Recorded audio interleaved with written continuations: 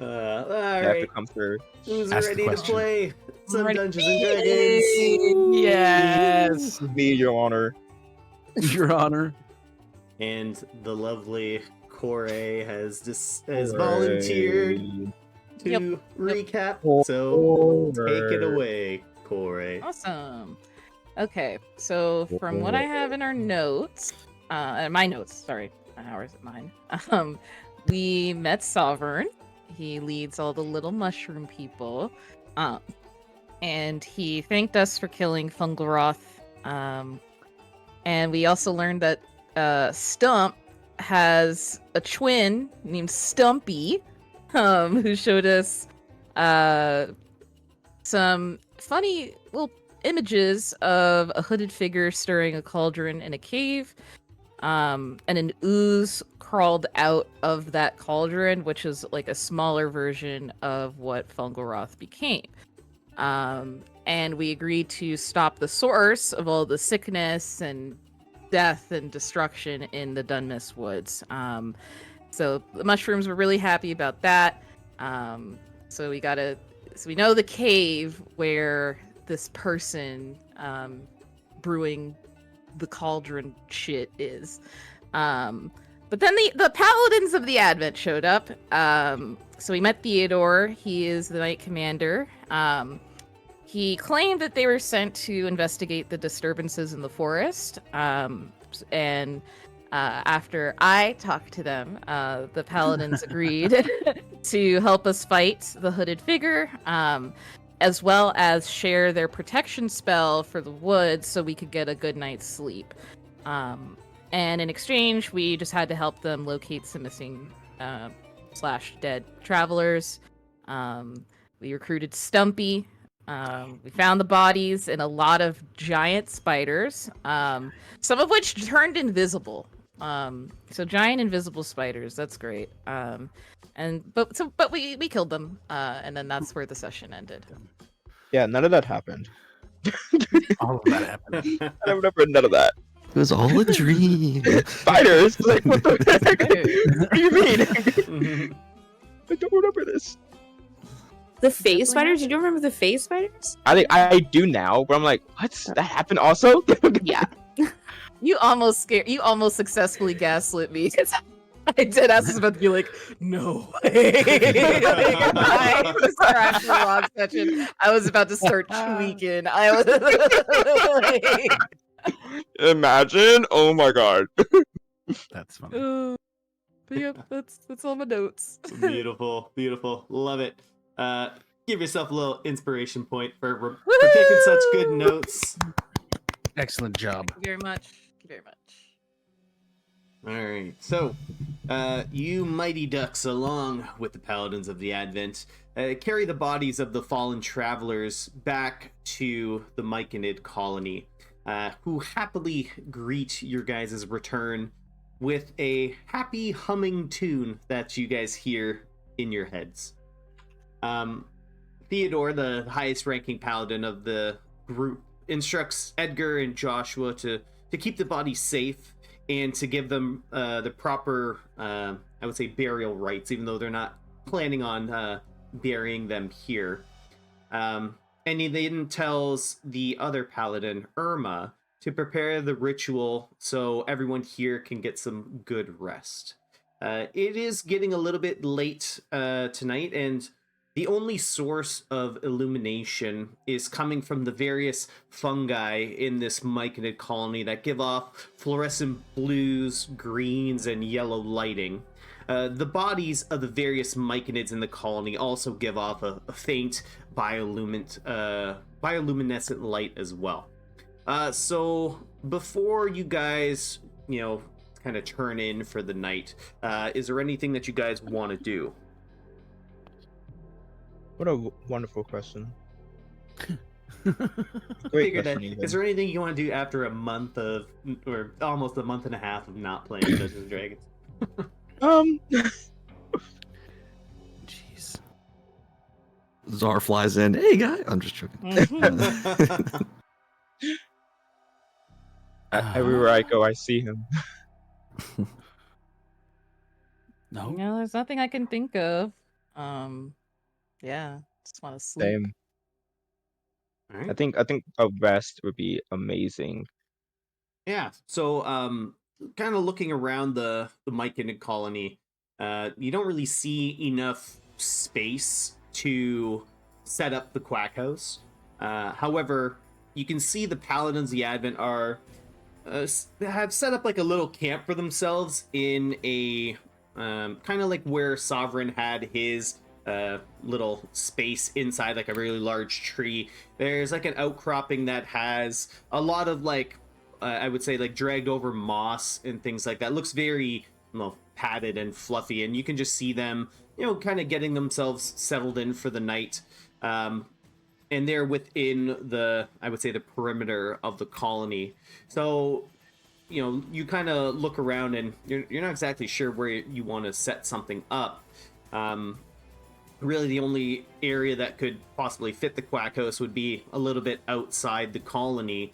But if you go outside the colony, you do kind of lose that telepathic connection that you have with everyone there. And that could mean that, you don't get the ability to be warned of anything. Anything that might be kind of, sneaking around over there. And, Theodore kind of sees you guys, debating kind of what to do. And he just comes over to you all and says, so, where are you all planning on spending the night? Well, on my pillow. Do you have like a tent or bedrolls or anything of that sort? Do I have a tent or a bedroll? What kind of a question is this? Well, Is there any place to actually set up the Quack House? Nah, there's not enough room. Yeah, not really. Yeah. Yeah, it's kind of a lot of like tight knit like trees and fungus and stuff like that. It's kind of not necessarily like super tight quarters. Like there's a lot you got like some good wingspan, but not enough for the Quack House. That's for sure. Mm-hmm. Got it. Let me check my inventory to see what I have. Why, yes. I don't think I have a tent. As a matter of fact, I do have a bedroll. Well, like, how have you guys been sleeping out in the woods? Like, do you not have tents or anything like that? We just rough it out in the woods with our bedrolls. Really, we like to sleep out in the elements. It makes you stronger. Tents also last year, anyways. Well, that's fair. I can only say that staying in the colony, we've been here for a night or two, and well, we've been completely safe for the entire time that we've been here. So these Myconids are quite reliable lookouts. They always have, someone watching the perimeter, and with this telepathic communication that they have, they instantly warn everyone of any kind of danger. So if you are planning on, camping out, I do recommend staying within the Myconid colony. Quite safe here. Well, that sounds like a good plan. I like not having to take watch. Yeah. If I can get the entire night's sleep, that is like a once in a week, maybe a once every other week kind of thing. Or a 10-day, whatever it's called. And I tell you what, if you were able to find some of this moss over here, it is extremely comfortable. I don't know how these Myconids do it, but it is very soft. Oh. Really, the moss? Yes. Corey will go and check it out. Yeah, you kind of how do you kind of approach it? Like they have it like laid out in this little camp that they've kind of set up for themselves. It's like sheets of moss. Like they were able to kind of lift off some moss and just lay down sheets of it. Just kind of flat on the ground. It's not like on any raised surface or anything like that. So how do you kind of test out the moss? Yeah, Corey will just kneel down and like touch it with her hands to like feel it within her fingers, like how soft it is. So you reach your hand down and yeah, you feel like the little bit of grittiness that like the top of the moss has, but as you push down, it feels like a memory foam mattress as you just kind of press in, and it's really soft. It just kind of absorbs your weight underneath you. Oh wow, this is really nice. And Corey will just lie down on it and be like, "Ooh, it's so comfortable." It's like a warm hug around you. This is better than any bed I've ever slept on. Yeah, I don't know how these myconids grew this, but I feel like I should take some back to Balland or something. And yeah, Corey just almost instantly falls asleep. No, As hold on. soon as her back hits This is the our camp. This is feet. our camp. There's not enough space. She's already asleep. She's already asleep. The Theodore's just like nudging you. He's like, "You're in my spot." Drag offers to share her spot with Theodore. Says we can cuddle. I really doubt it's that comfortable. So, yeah, and then you just see Theodore looks to Joshua and Edgar and just kind of shrug his shoulders and say, "Well, I guess they're staying in our little camp here. Boys, go find some more. Go find some more moss. Pull some over for everybody." And they're just very you can see them currently doffing their armor, just kind of taking it off. It's plate armor, so they're pulling off straps. It takes them 10 minutes to take off all their armor. So they look very annoyed that the fact that they had to go get moss. I'll go help them. They're appreciative of the extra help. So it was Joshua, Edgar, right? Yeah. Okay. I'll go. Which one's the most handsome? Depends what's Mo's type. Roll for hotness. The most wild. Which one looks most wild? These guys wild. Oh, like not as kept, long Rugged. hair. You want yeah, a rugged, there we go. Hausen type, Yeah.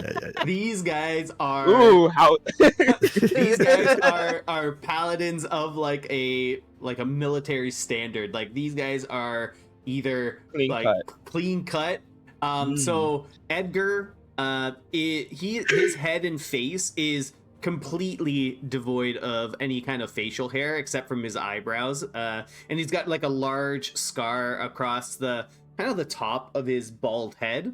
And Joshua, on the other hand, has a very short buzz cut. Essentially, it almost looks like it was just trimmed today. It kind of always has that look, like it's just been trimmed up that very day. So they're both very clean cut, no beards or anything like that. Rather youthful appearance to the both of them. So, whichever one tickled your fancy, I suppose. Yeah, I'll go up to the Joshua, kind of picking moss, putting it in a little satchel, and be like, "Oh dang, what's the accent?" What's the accent? Yeah, Creole. Monsieur, you probably look very handsome with a full beard and long hair. Well, maybe when I get to knighthood of the paladins, I'll be able to grow a beard out, like Commander Theodore. You think his beard looks good? It does. It's very, very handsome. Is that what it takes to have hair on your body? You have to be a knight? Yes, we have to climb up the ranks before we're able to grow any kind of facial hair or anything like that. The paladins are quite the strict uniform type place. It's either shave your head bald or buzz cut. Well, how long have you been with the paladins? Well, this is actually my first campaign overseas. I've been a paladin for about a year now, but this is my first time off the mainland. Interesting. And do you have a Mrs. or Mr. at home? No, we forsake any kind of attachment in pursuit of the glorious conquest. Interesting. Okay. I myself also, forsake any kind of attachments, if you know what I mean. And you just hear Edgar kind of picking moss over there, and he just says, "But that doesn't mean we can't have any fun." See, Edgar is is feeling my drift. 4-6 attachments, kind of like no strings attached. Huh? The different Well, kind of conquest, if you know what I mean. Oh wow! Well, I will be sleeping over yonder if, either of you, both of you, would like to Oh, join me tonight. And I just gotta I'll walk away. As you leave, your passive perception's high enough. You just hear Edgar whisper over to Joshua and say, "That's the one that can like turn into a wolf, right?" oh wow! So Yeah, you no. come back with a couple like long lengths of moss that you guys have like shimmied off of some large stones, enough for everybody to It's kind of not get all that was comfortable. shimmying. Oh man!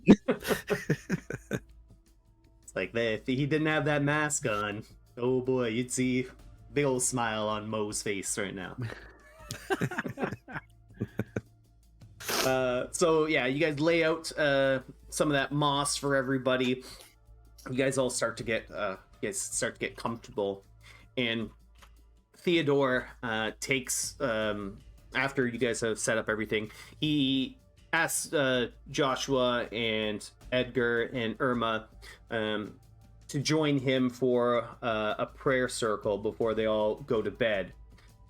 You see them just kind of step away for a little bit as they all get in a circle on their knees and begin to recite a prayer together. And you hear Irma leading the prayer a little bit like under their breath. You can't quite make out what they're saying, but you can tell that they're all very focused on the prayer. So as you all get kind of comfortable, Koshka, you see Pippi very happily start cuddling up and start making biscuits in the moss, getting comfortable. And you as well make the biscuits and get comfortable And snuggle right on up. Yeah, exactly. Drag, you kind of find your spot, and you're just like, you look over to Theodore as they start breaking from their circle. You point to Theodore, you point to like the moss next to you. You're just back and forth pointing. You come here. This is where you sleep. Corey's already like snoring, passed out. Mm-hmm. Might, it's you're rather apprehensive about laying on this moss, but It's true. you put your good hand down and you feel it, and it's quite soft. It's Corey wasn't lying when she said how soft this moss was. But nonetheless, you pull out like a couple of blankets just to put over top of it, just so you don't have to lay on it directly. That checks. But you get you start to get yourself comfortable. Eladrin, you start kind of playing a little tune on your lute, just kind of reminiscing and thinking of how nice the song was that the Myconids had hummed and sung to you guys, giving you a little bit of like inspiration for songs in the future. And as you all are getting ready to go to sleep, you guys see Irma start pulling out some herbs and incense and things like that. She lights them and begins slowly walking around the campsite where you all are sitting. She recites some words in Celestial as a blessing for everybody. And as she does 3 laps around everyone, she ends her prayer, and she concludes with a bow, not for applause or anything, just a little bow, and she gets ready herself to go to sleep. And so everyone begins to settle in for the night. No need to keep watch, as the Myconids are kind of ever on guard. So you all get that nice protective charm cast over you as you all begin to fall into a nice slumber, a rather comfortable slumber compared to the night before when you were having just kind of constant nightmares. And you guys get a nice deep sleep. And after a while, a few hours pass. Kore, you feel a foreign presence touch your mind before being repelled by the magic that Irma cast. An unknown voice echoes in your mind and says, "It's you. You've returned." And you all wake up getting the benefit of a very, very comfortable long rest. Thank God. Hell yeah. Kore wakes up and she yawns and she goes, "Oh, that was a weird dream." But yeah, she'll just get up and just start to make breakfast as usual over like a campfire instead of a proper kitchen. But but it's fine. Do you think anyone hear Kore say that? Just waking up and say she had a weird dream. I'd say like Midas probably is up and just waiting for everybody else to wake up since he doesn't sleep that long. He kind of just raises his eyebrow at Kore, but just chooses to ignore it. Did you like shoot up and say it? Like were you like, whoa, I had a weird, or did you like wake up and like give it a second and kind of come Yeah, to? she kind of yawned and stretched and then was like, "Huh, that was a weird dream." But she wasn't trying to say it like she's hiding anything. She was just like, "Huh," just talking out loud. You weren't like announcing it either. You were just kind of saying Yeah, just Gotcha. saying it. I don't know. I don't think Eladrian paid any attention. Yeah. I think that Koshka and Pippi would probably have situated themselves pretty close to Kore, if possible. So I think Koshka would have just kind of been snuggling and staying warm with Pippi, and when Kore said that, she'd probably like start to stretch and say, "What happened in your dream, Miss Kore?" Oh, good morning, Koshka. I don't know. I can't remember anything like vivid. I just thought I heard a voice, but nothing mean or anything like the nightmares. Just something saying you've returned. I don't know. You know how weird dreams can be. Do you remember this voice from somewhere else in your life? Is it the voice that you recognize? No. That's the weird part. Oh. But it's probably nothing. I don't know. I've been hearing so many goddamn voices lately. I'm kind of tired of it. You are too. I could imagine so. But enough about me. How did you sleep? Well, Pippi and I are used to sleeping on just the ground, so we have been treated exceptionally well since we started this journey with you. Oh, good. No nightmares or anything like that, yes? No nightmares. No Good. dreams at all, actually. Perfect. Here, Koshka, could you mind helping me with breakfast a little bit? Of course, Miss Kore. I am not a good chef, but I will take direction. Well, this doesn't require cooking, just some cutting. Okay, perfect. I am good with cutting. And then yeah, she'll hand Koshka some vegetables. She'll let Pippi have like a little nibble of a carrot or something. You just hear like loud crunching from Pippi. Mo, do you sleep in Mo form or do you wild shape Mo. into anything else? Yeah,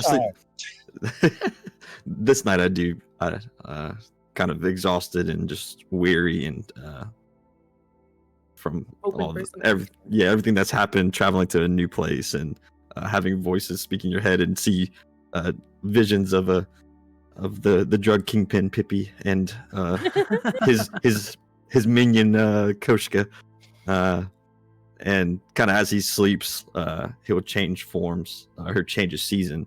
So instead of the blue hair and the blue mask and the blue tattoos, he'll actually have like auburn hair and an auburn mask and auburn tattoos. And he kind of wakes up with Midas because he doesn't need as much sleep either, so he'll just be kind of sitting meditating away from Midas a little bit. And Drag, you wake up and Theodore's not next to you anymore. The paladins have woken up quite early, even before you, Corey, but not before Midas and Mo there. But as the sun begins to rise, they're once again in a prayer circle, and you can just hear the paladins kind of reciting a prayer and a chant, and Midas, you can overhear them, and all you kind of catch is like the very end of their prayer, where they all say in unison, "You shall rule until a stronger one arises. Then you must grow mightier and meet the challenge or fall to your own ruin." And they all break out of their prayer circle with that final chant. That's not creepy at all. It's heavy stuff. Jesus.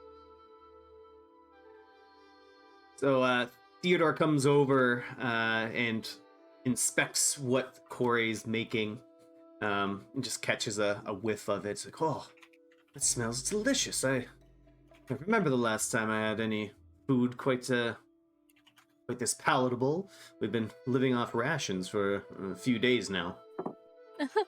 I hear that quite a bit. You know, it's comforting being able to provide such nice meals for my companions while we travel. I'm in training to become a gourmand myself, so I also use this opportunity to practice and make all kinds of new dishes. I apologize. I'm not from Stellaris. What is a gourmand? Oh, the gourmands, they are the best chefs just ever known in Stellaris. They are, I mean, it's a very elite guild, and so it takes quite a few trials in order to become one. But I've passed 1.5. I need to go to Balan to finish that half part.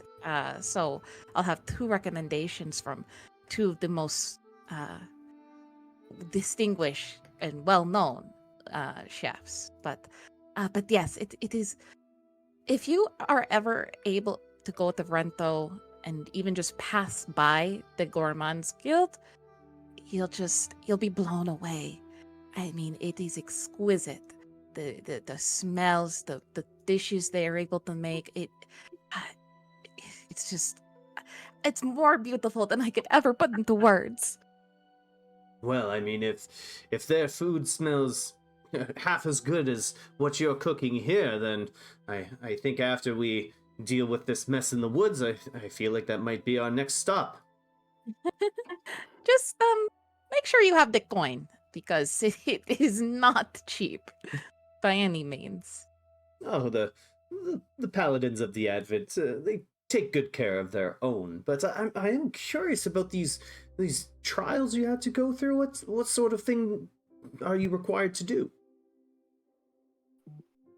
For this one, in Baland, I had to find an ingredient, one that the chef had never seen before, and make something entirely new for her.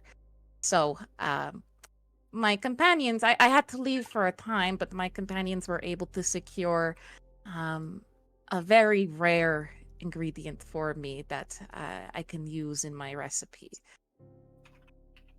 Oh, a rare ingredient. What type of ingredient is it? I'd be interested to see what it even looks like. Maybe I've That- seen it before.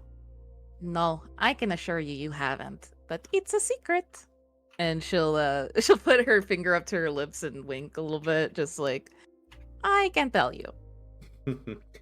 That's okay. You can keep your secrets. That's all right with me. But so these gourmands, they're all over Stellaris, and you have to travel to do these trials. Yes. Mm-hmm. Yes, some of them are. I mean, the guild is based in Brento, but they also have restaurants set up all throughout Stellaris. So, in Ballant, the artsy tartsy is the most.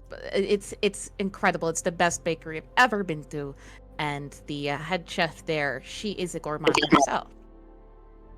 You see Theodore kind of quizzically look over to Joshua and Edgar, and he says, "Boys, did we pass by the artsy tartsy when we were in Ballant?"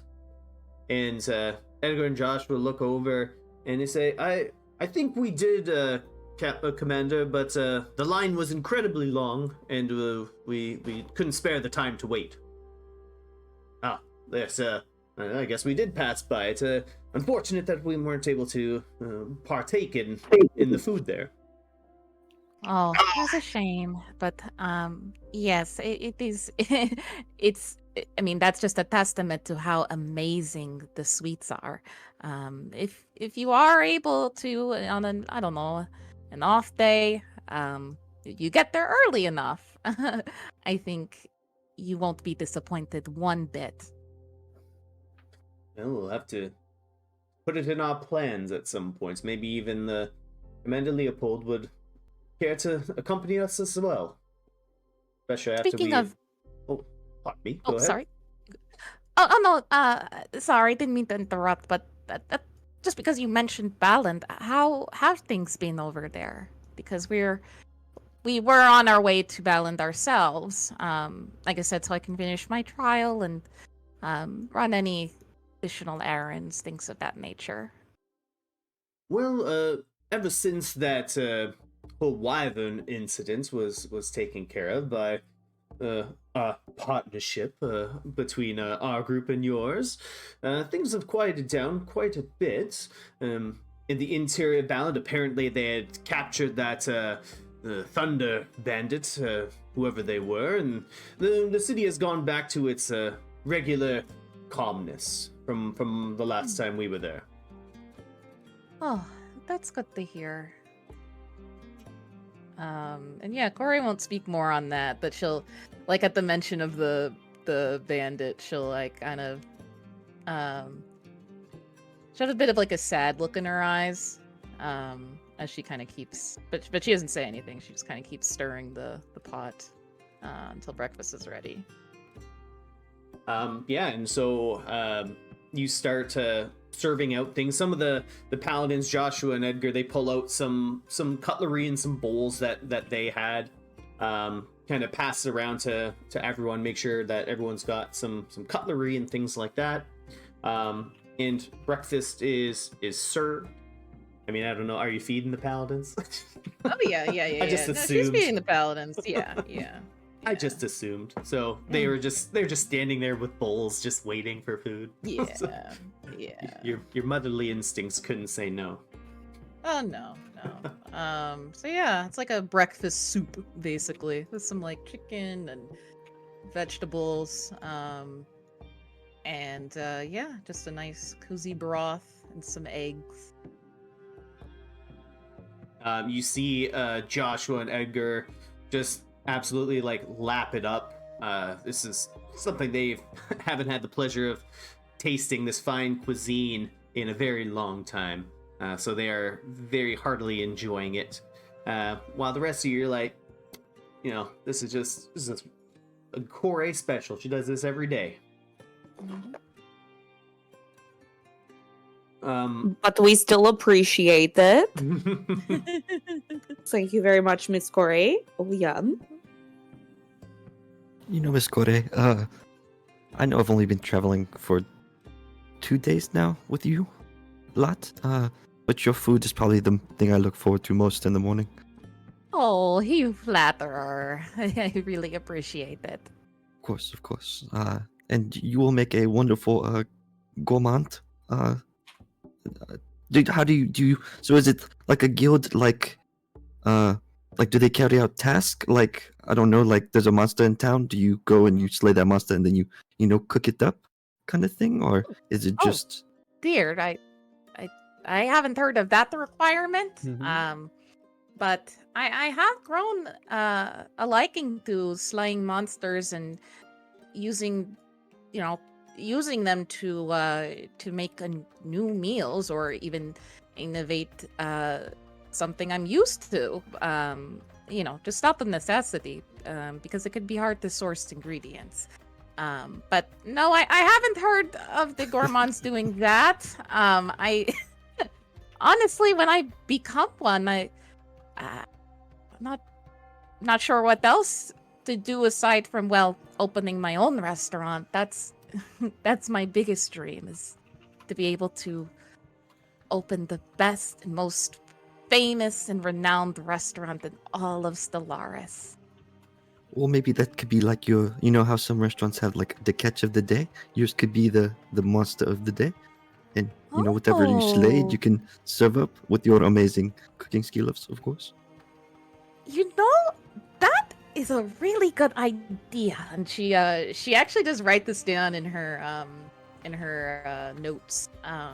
So yeah, she'll just take a clean sheet of parchment and kind of jot it down and stick it in her tome of like, it's a really good, yes, a monster of the day. And yeah, so she'll keep down that. She's like, that's a wonderful idea. Thank you.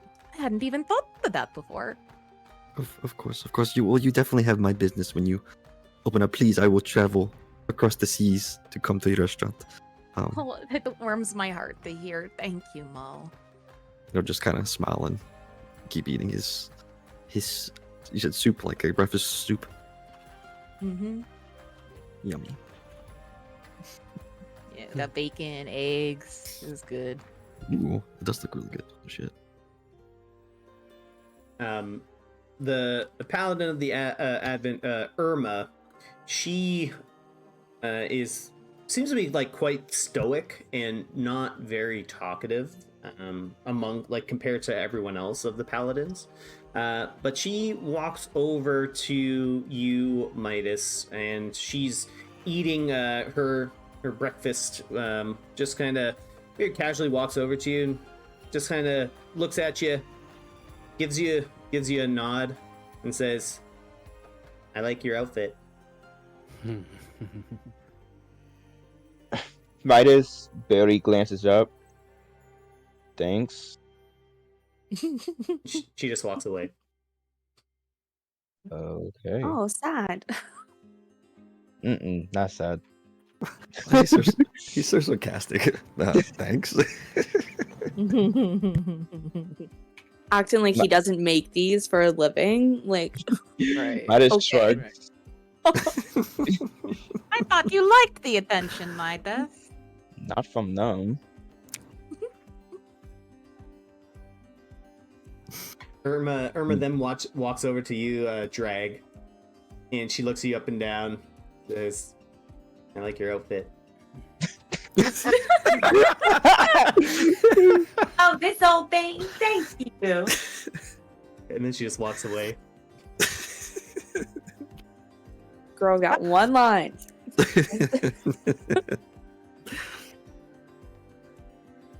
Does Koshka see any of that happening? Yeah. She's like, yeah, anyone approaching Midas willingly, it catches your eye. Oh! Valid. How did Midas get astray? I'm not even talking.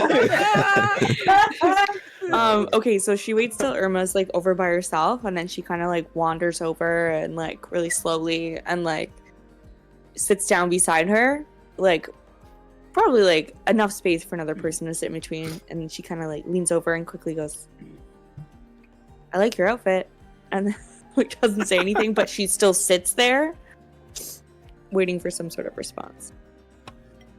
She looks down at her soup. She looks back over to you. We're required to wear this. Kosha gets up and leaves. She just goes back to eating her soup. Don't even. Okay. And as you're walking away, she sees you and she calls out. She's like, "Hey, I like your badger." Kosha kind of like puts her arm around Pippi while looking at Irma and like ushers him away at the point because she's like, I don't know what's up with you. She's eating her soup and not breaking eye contact with you at the same time. Kosha doesn't break eye contact either. She just continues to walk away while staring, I guess. I don't know. I don't know what's Koshka, happening. It just took a weird turn. Make a dex save. Oh god, what? Okay.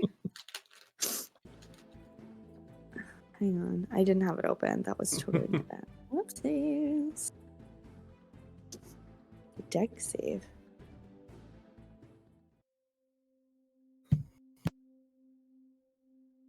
A 20. A dirty 20. Eat that, Irma. As you're locking eyes and walking backwards, you manage to not trip over this big stump that was behind you. There you go. In fact, you kind of just like, you're slowly walking and you like step up at the perfect time and you like step over it, not breaking stride whatsoever. Or I go back to sitting where she's sitting. Still staring down Irma, not in like an aggressive way, just like not gonna break eye contact. So she'll like start eating her soup while still looking at Irma, making direct eye contact. It's just an intense staring contest going on right now. These people are weird. And like Theodore will go lean over to Corey and say, "This was absolutely fantastic, Corey. Thank you so much for being generous enough to make some for us." Oh, you are so very welcome. I'd be happy to share the recipe if any of you would like to try and make it during your travels. And you see Theodore just pull out like a little notebook that he has, and he has a quill with him. He says, "Fire away, I'm ready." Perfect. And yeah, Corey will flip open to the page on her tome, her cookbook. Very strategically avoiding the eldritch spells.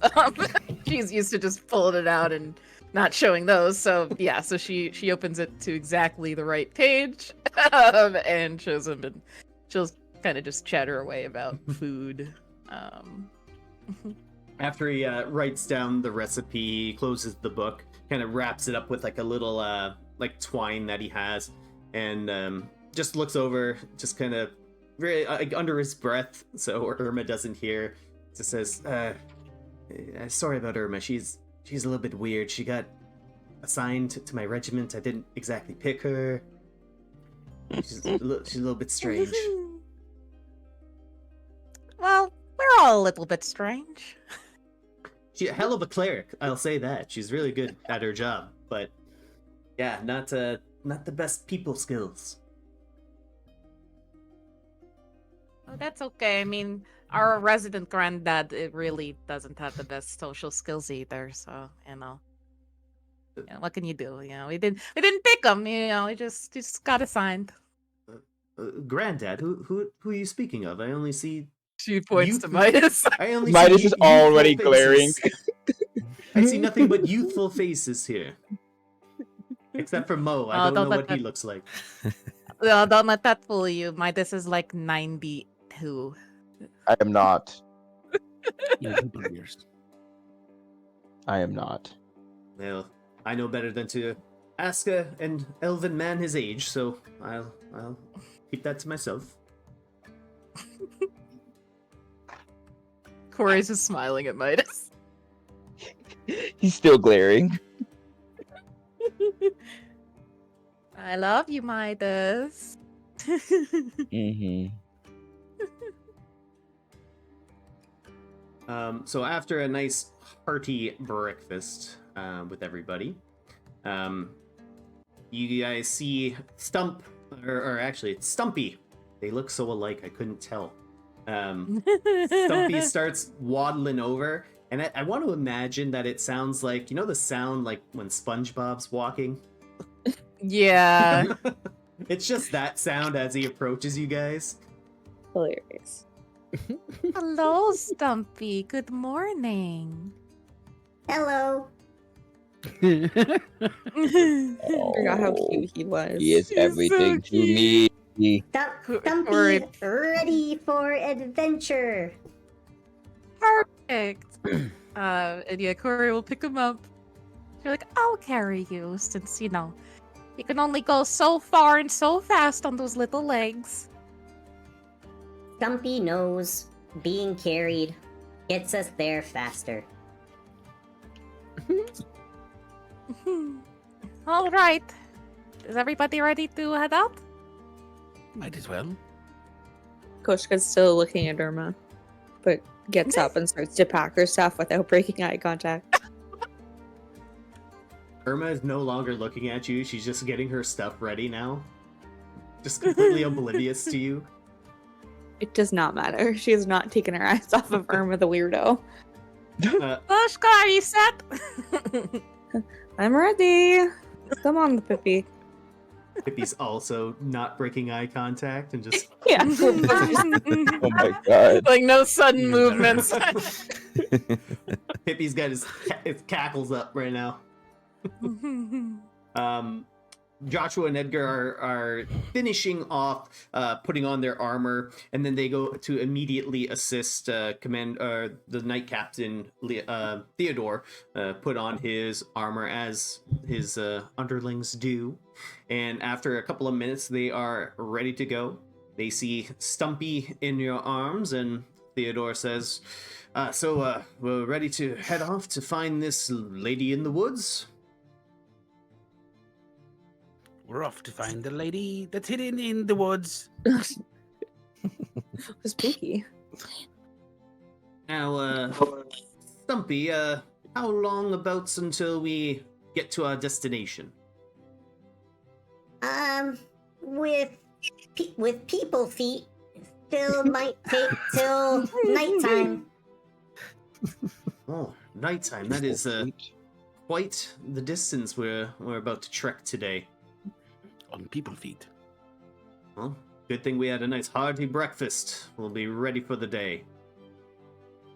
Makes me wish we had the horses.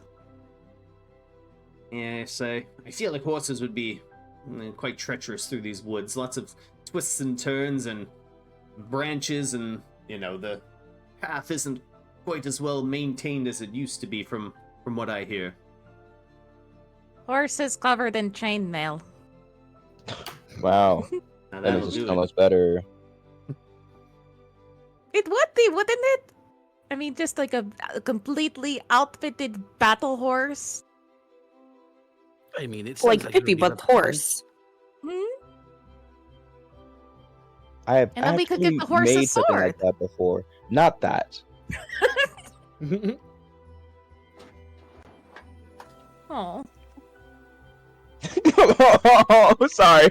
I was so sad. So you guys get everything ready. You begin on your way, leaving the Myconid colony, but with Stumpy in your arms. Venturing forth with the Paladins of the Advent, the daylight breaks through the canopy of the trees for a brief time. But it's not long before you pass through the area where you did battle with the spiders the night before. The area here is still dark and devoid of direct sunlight, but you can still see your way through.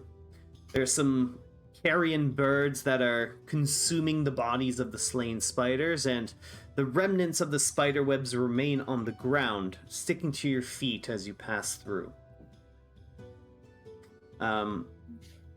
You guys get through that area, and Edgar and Joshua walk up on the left and right side of you, Drag. Their plate armor clanging together as they try to keep stride with you. And Joshua looks over to you, Drag, and says, "So, what's the strongest creature you've done battle with? Because me and Edgar have gone up against 2 ogres, one for each of us, right, Edgar? And the 2 of them just kind of fist bump right in front of you, Drag, with a very smug look on their faces.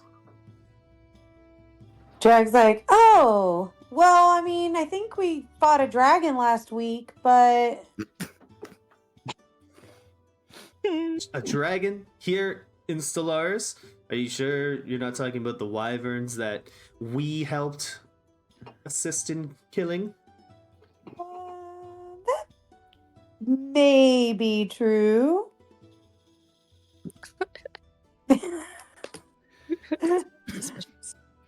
I was just wondering if there was really anything on Stellaris that was worth the Paladins of the Advent's time, truly. Well, I mean, killing anything is really worth your time, isn't it? But we like a challenge. We want something that's going to really test our mettle. Okay. But if you don't have any cool stories, I guess we'll just keep telling you our cool stories. I mean, I'll pretend to listen.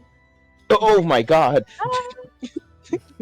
Very subtle, Drag. Was I not supposed to say it that way? You're doing amazing, Greg. Emotional damage. She's learning so fast, guys. She's learning The, so fast. the 2 of them just kind of are taken a little bit aback by that statement, but then they just kind of start going into times that they slayed all the ogres that they fought one-on-one. They kind of describe how they sliced through the tendons on their legs, so they bent down and kneeled down, and how they impaled them through the stomach and then cut their heads off, and they're just going into very gory detail about it. Can Koshka hear them? Yeah, oh yeah, they're being very loud about it. Loud and proud She about kind it. of, I assume she's like behind them, so she kind of yells, "Could you not? I just had breakfast." And they just look back to you and just kind of like scoff to themselves. This is can't handle a little bit of friendly storytelling. Can't handle a little bit of manners this early in the morning?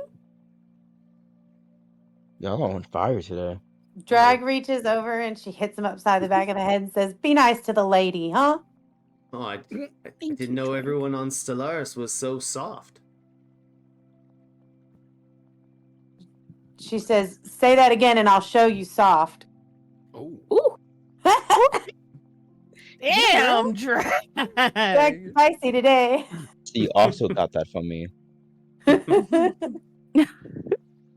And you just see Edgar kind of stand up a little bit taller and slowly start to enunciate. I didn't think everyone on Stellar. And then you see Theodore just turn around and says, "Shut up, men." And they just go completely silent. And he just yells back, "If you have energy to argue and bicker, you have energy to march. Get going." Drag swoons. Wow. Theodore just kind of, ushers them forward ahead of the pack, and Irma slowly just kind of shuffle walks behind them, just looks over at you, Drag, and this keeps going forward.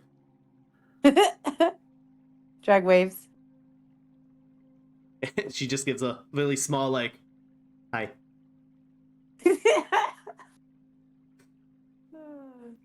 Drag likes her. So everyone's walking. It's a few hours through the Dunmis Woods. You can see that the terrain has gotten a little bit, let's say, less dark and dying in decay like it was when you first entered into the Dunmis Woods. There's a lot more vibrant foliage here, but there are still some areas that have like rotting, dying trees kind of intermingled between the healthy ones. So you can tell there's still something going on in this forest here. And so the journey continues. You guys stop briefly a few times to get a little bit of rest, to have some food. And as you guys are walking through, Corey, is there anything that you might whip up for people while you guys are just kind of walking and on the go? I don't know how much ingredients you have.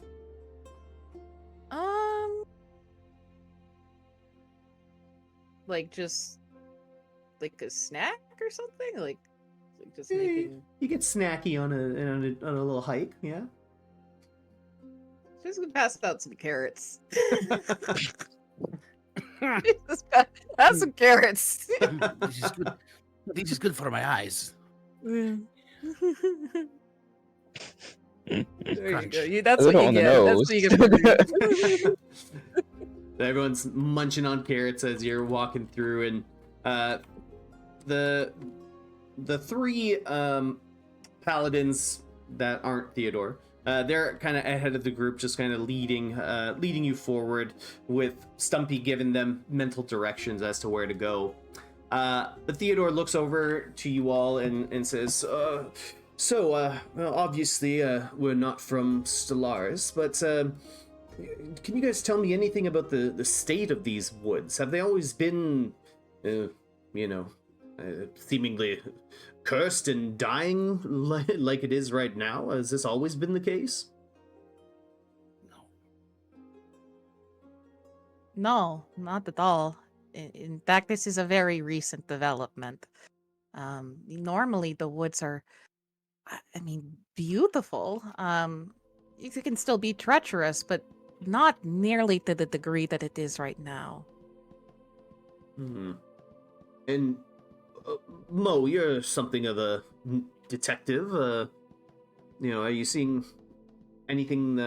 What's your take on everything here? Well, like Kore said, it's dying. We did kill the fungus monster who called himself Fungaroth, and it seemed like that might have restored a little bit in the area where we had destroyed him. So hopefully that was the virus that was killing the forest. That's what I've come before, because these group of people, before I met them, they said they had come to the forest and it was nice and beautiful, and when they left it was nuts. So I don't know if something was following them and came and did this, or what happened.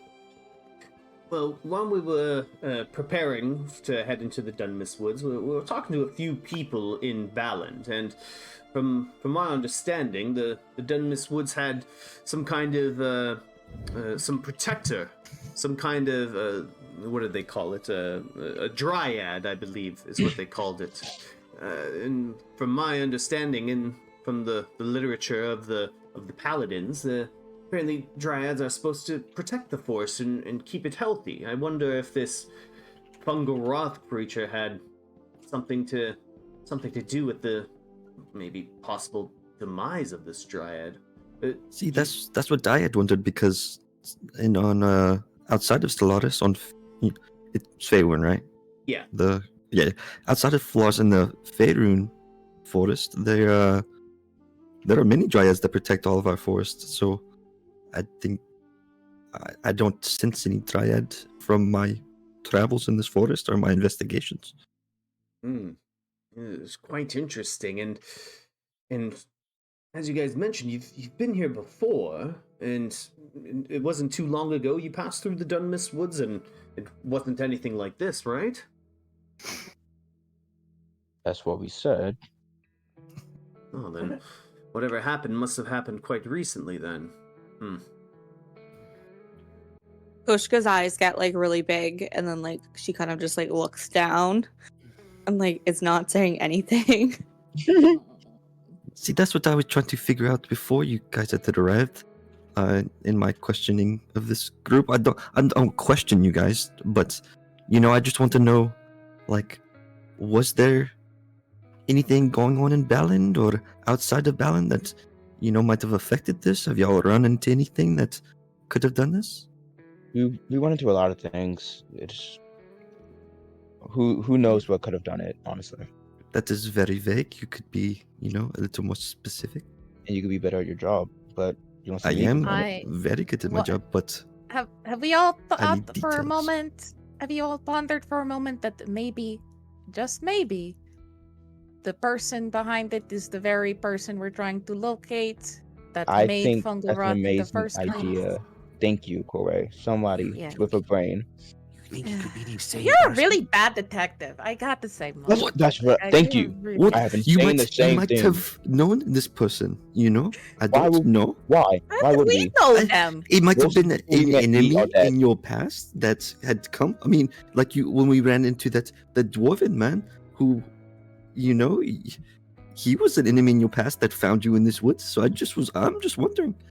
I think that this is taking a very accusatory tone, and I I'm do not not- like it. Trying to accuse you or your drug pin badger. What? What? What? What? What did you call him? That makes Corey just stop completely. Everybody just goes, what? Mo kind of puts his hand to his face and kind of shakes his head. I'm sorry. Those dreams, they really messed me up. What? Theodore's like, explain "What? anything. What dwarven man are you talking about?" But It really does not matter. oh, well, I I do mean, not know much either. He was just he ambushed us in the woods, and he seemed like he knew this group. And we defeated him, and I don't know. He gave off, a bad vibe. I mean, there's no shortage of bandits and ne'er-do-wells that lurk around here. So That did not seem like a bandit. Well, you're also not from here, so what do you know? That is also very true. I know. But he knew you, so did you know any bandits in Ballad? Is that really important? I Is that really refuse to relevant? answer any questions until you take off that mask. See, you accuse me of being a bad detective, but yet my questions all of a sudden defend you. I am not trying to be defensive. I am trying to be your friend. Because you're asking irrelevant stuff that's not important. Why don't you just do your job? How do Don't worry you know about it's this. irrelevant? Because, How do you know that it's relevant? thank you. You're welcome. All I'm saying, Ugh. you were the last ones in the woods before it became, icky. Okay, that is Says who? not able to be even Says true. you. When have we ever said Based on that? what you've talked to Who us, said that? and that's it. Did Since Drag say that? Yes. Half the No. stuff she says is bullshit. Don't listen to her. She In doesn't the- know what she's saying. In the 2 or 3 No days we've offense, been Greg. together, you said you were you Me? were not. Shut up, Drag. Not about- Poor drag. All I'm saying is, I'm not accusing anyone of anything. You definitely I might have. as well accuse myself of, bringing upon the destruction of this forest, all the way in Faerun, right?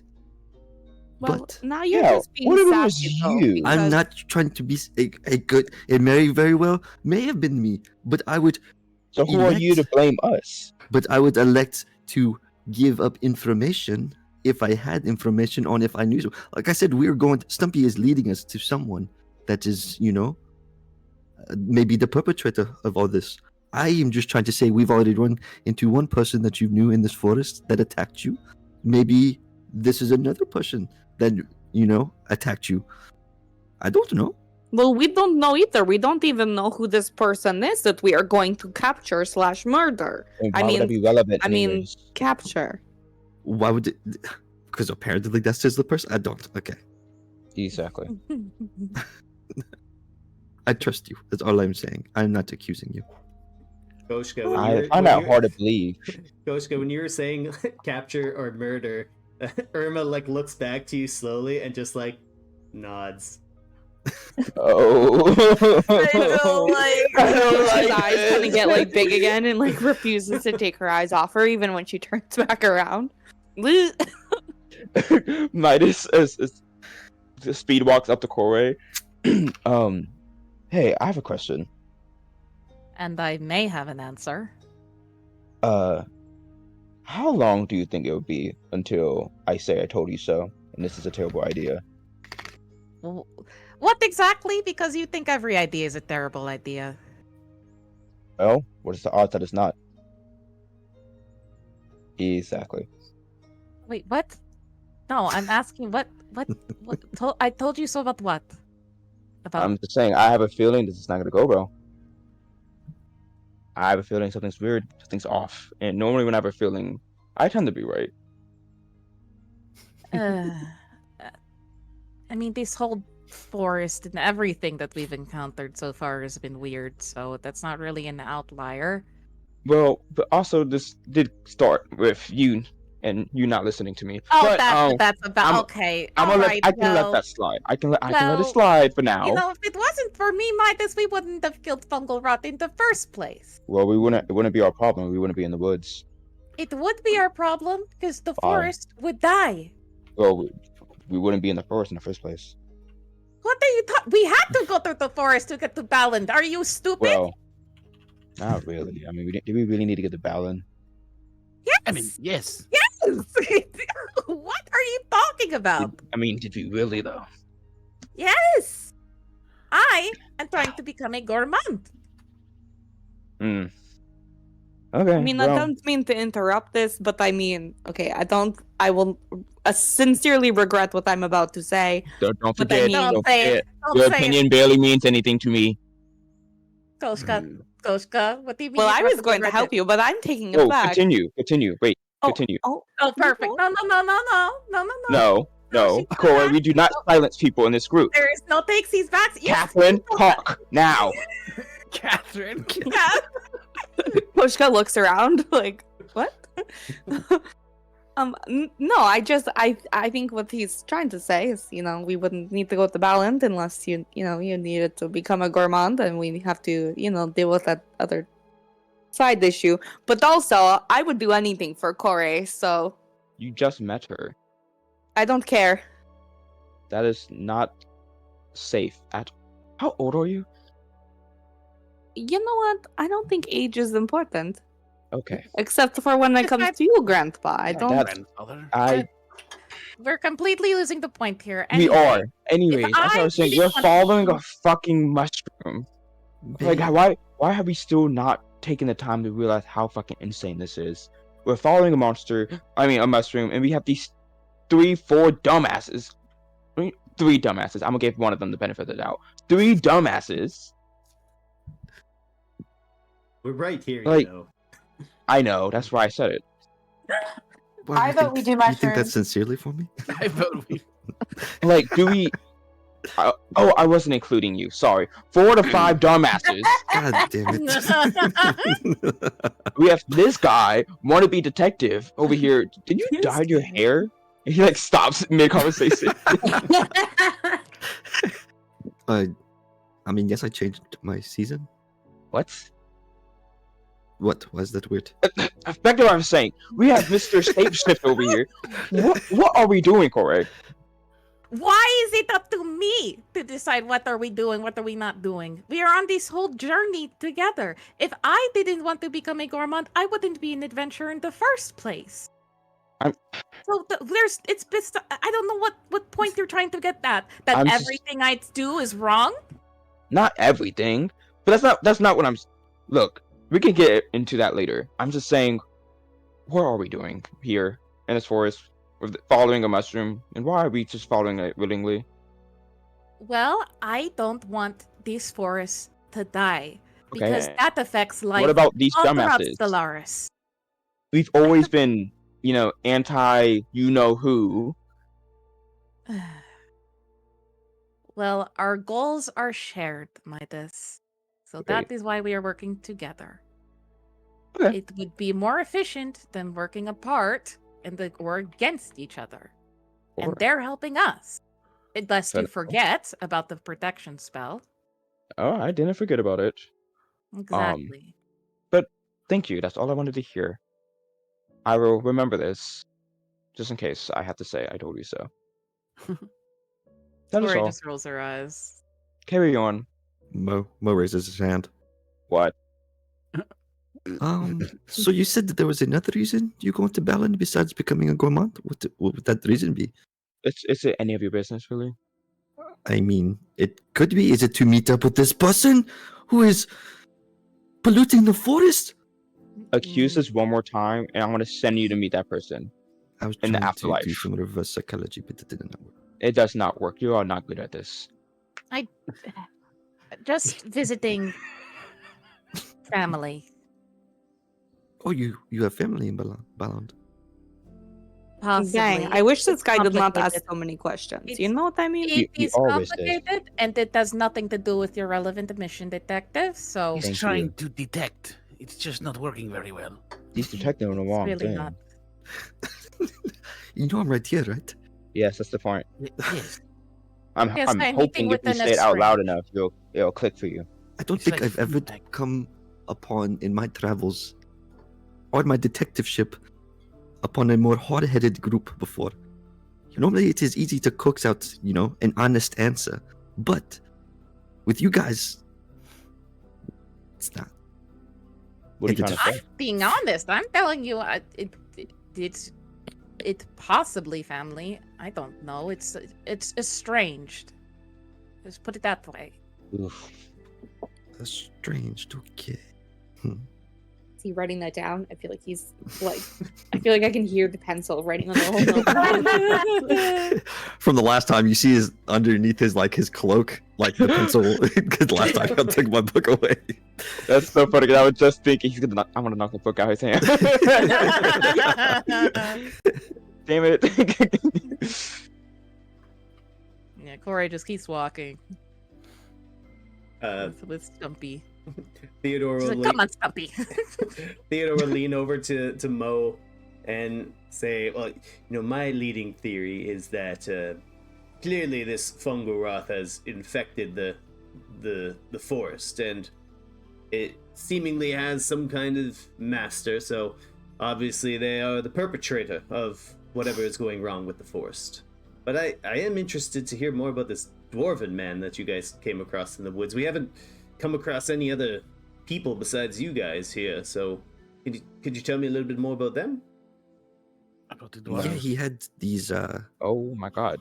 It was like these red eyes, and I don't even think he was alive, if I'm being honest. And he, Oh. he seemed like he had it out for this group. Apparently, we're telling Yes. you. Was it like Imagine, don't some tell kind them of anything. some kind What? of ghost or something? Like some Ghost. Yes. Yes, it was a ghost. Because ghosts exist too. we did come across some creatures that had these like mushrooms sticking out of them, and they seemingly were reanimated. Was it something like Yeah. that? Yes, totally like that. No, it was definitely a person. Oh no, with mushrooms coming out of it. Hmm. Why are we not telling the paladins of Advent? They're here What to is that? help. What is that, detective? What? What? Hmm? I think we're just trying to Uh-huh. all look at suspicious things that are happening in the forest and trying to get to the root of the problem, so to speak. Clearly, it's this lady. The and root maybe of the problem in the forest? That was a good pun. Yeah, thank you. I'm glad you picked that up.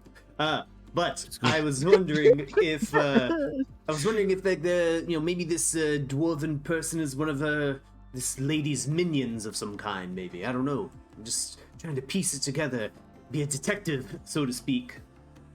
Oh, maybe you should take lessons here from a resident detective. I don't think you want lessons from him. Based I on think all, that's based his on job. all The way this, around. based on all of your opinions, I don't think that's a good idea to get I would agree advice with from that. him. Mhm. He is a Yes, he nature should get advice. detective. He detects nature.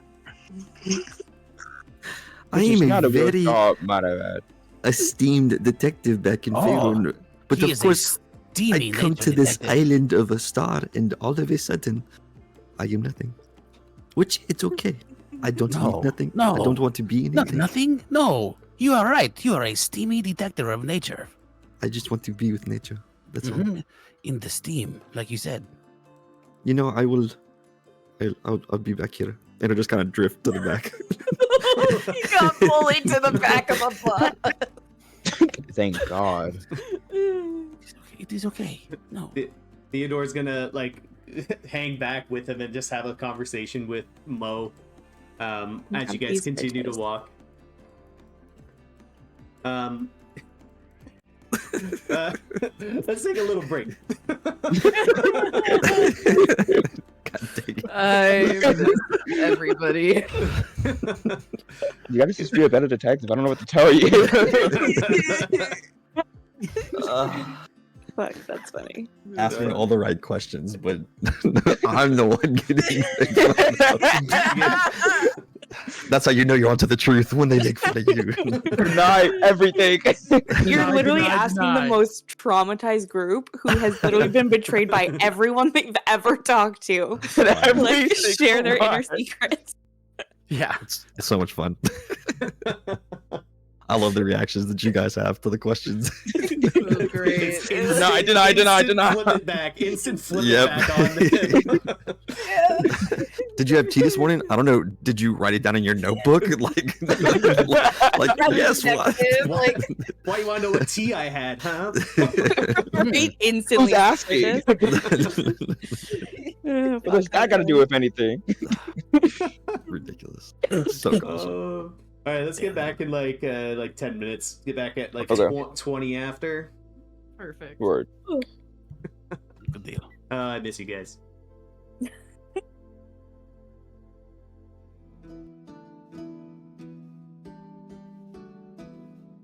All right, Joe. Continuing forward, the hours tick on, but you get ever closer to your goal with Stumpy in hand, giving you directions. The Dunmis Woods continue to have that healthy, vibrant foliage, as well as intermingled with the dying trees that are withered and devoid of any leaves. The sun is on its way to setting, giving the Dunmis Woods a gorgeous orange glow as the sun pierces through the tree limbs and branches, occasionally hitting you in the eyes, blinding you slightly, making you briefly wince every once in a while. And as you continue walking forward, you hear a voice echo through the forest nearby. Son of a goddamn bitch! Oh, Oh. I like that. my. What do you guys do? Find it. Hello? Midas looks at the group, knowing damn well what they're gonna do and sighs. Who said that? Hello? Hello? The paladins seem quite interested in the noise as well, and Edgar and Joshua and Irma, they all start heading towards the direction of the sounds. Oh, we're going to walk over there. Okay. Now, how do you guys approach the direction of the sound as you kind of hear some just grunting and, some angry sounds coming from the direction you're heading? I'm going to play a very tense tune on my lute as I creep behind the calendar boys and be like dun dun dun dun dun dun dun dun dun. I'm not gonna get it. Joshua just looks over to Edgar and says, I think a soundtrack makes this much more enjoyable. Be careful. There's danger around the corner. And as you guys get closer to the noise, you can hear grunts and cuss words kind of being muttered under whoever's saying this is breath. And you can see someone in the distance trying to pull something out of the ground. Oh. Hey, what are you doing? Yeah. Ahoy! Okay. The guy just perks up and starts looking around. What? Who said that? Oh! There's a whole bunch of you. There is a whole bunch of What us. does he look like? So the man looking back has a somewhat familiar face to some of you. It was the man that you had met a few days ago, technically. The guy that was building a home for himself in the woods. Oh no! His boot appears to be stuck in a puddle of some kind, and he's been trying to pull it out. What the fuck? You appear to be stuck in the mud, sir. No, it's not me that's stuck in the mud. It's my damn boot, and it's not mud. It's this weird stuff. I don't know what it is. Is his foot in the boot? No, he's got Oh. his bare foot outside. Like the boot is stuck in like this 5 foot like radius of like a almost like a black ichor that's Oh. just tarry looking. Oh. And he's like, I accidentally stepped in this crap and my boot came off and now I can't pull it out. You lost your boot. I like that we're all just standing there looking at him, like struggling to get his boot out. No one's helping. We're just looking, you know. Yeah. What have you tried to get your boot out? While I tried reaching for it and pulling it, but Pulling it? That's good. I couldn't really get the leverage because it's kind of far in there. Is this boot so important that they need to be messing with some black goop? Well, I mean, do you want to walk around barefoot in this forest? Corey points at her feet. Oh. He doesn't work. Well, you have a stronger feet than me. I need these boots. That's humans are frail. And he looks back to you guys. He just like points at some of you. He's like, "You guys look familiar. I know you from somewhere. Did I meet you in Balan before?" Did you meet us in Baran before? Because we are the Mighty Ducks. We are pretty famous. No, I don't. I think maybe we met you the last time we were in the woods, and you told us that the woods were going crazy prior to us arriving. Isn't that correct? That's where I saw you guys from. Yes. You are the yes, Crazy Woods guy. Yes. I don't know about crazy, but You told us about the Crazy Woods. well, Crazy the woods are crazy. Yes, not me. That's what I said. You're the Crazy Woods guy. How is your house coming along? Ugh. She like looks around for the house. The house is nowhere to be seen. He's like, well, let me tell you. Since the last time I saw you guys, this whole damn woods has gone to the hells. But it was headed there before we got here, right? I mean, not really. It was nice. You know what? You know what? Mo is secretly taking notes. Mo, Midas like hits Mo with his elbow. What? I mean, just things have been going crazy in these woods. Like, all of my stuff has been stolen. It just kept disappearing one piece after another. First, my axe was stolen, and then some of my underwear was stolen, and then some of the food that I had brought in from Balan was stolen, and then my bag was stolen. My whole carried satchel was stolen. Why would you tell us about your underwear? Steal your underwear. What? Exactly. That's what I'm saying. Who would steal underwear? I In the don't feel like woods. that is like an important piece of it. Like, why underwear? Okay, well, good luck finding your underwear and your boot. I wish you the best of luck. We are headed on our way this way. So she starts to kind of like, Well, actually, I think man it. I'll help you. So, what was your name? Are you just traveling with like multiple pairs of underwear? Or did they steal the ones like right off of your? Ladrin, do not answer that. Ends this conversation.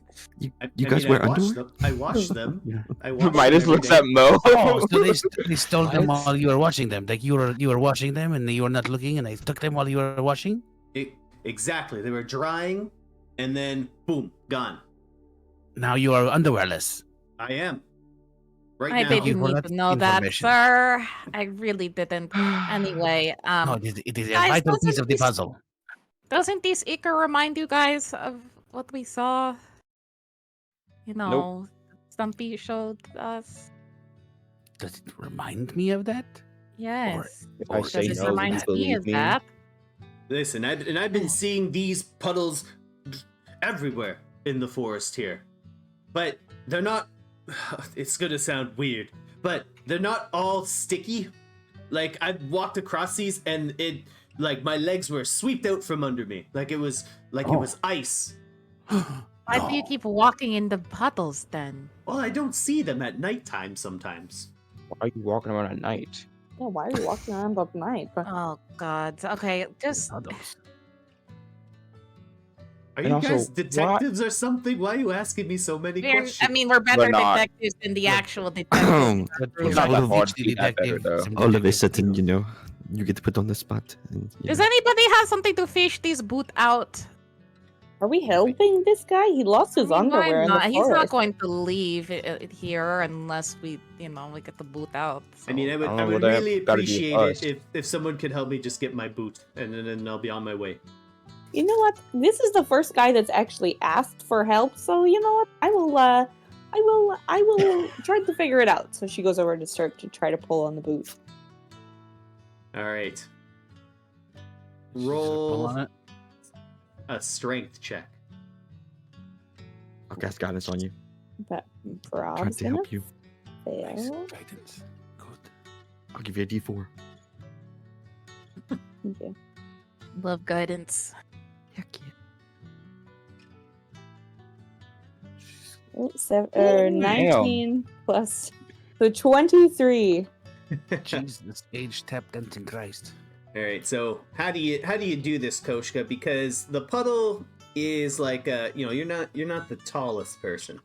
You're not the tallest person. So it's like maybe a foot or two into this puddle of black ichor. Okay, so she takes out her bow, attaches a rope to an arrow, shoots the arrow through the boot, He's like, wait. Pulls- Oh no, my boot. pulls it out, and hands it to him like it was nothing. And then she kind of looks around like, this guy couldn't get that boot out? What? You know? Aye. And then he just like, he's like, there's an arrow in his boot. And he's like, oh, well, I mean, it works. she's like, let me get that out for you, and then just rips it out. oh no, the soul. Give me the damn boot. What do you Midas do? is gonna just snap the boot up and then cast mending on it. Whoa, amazing. Whoa.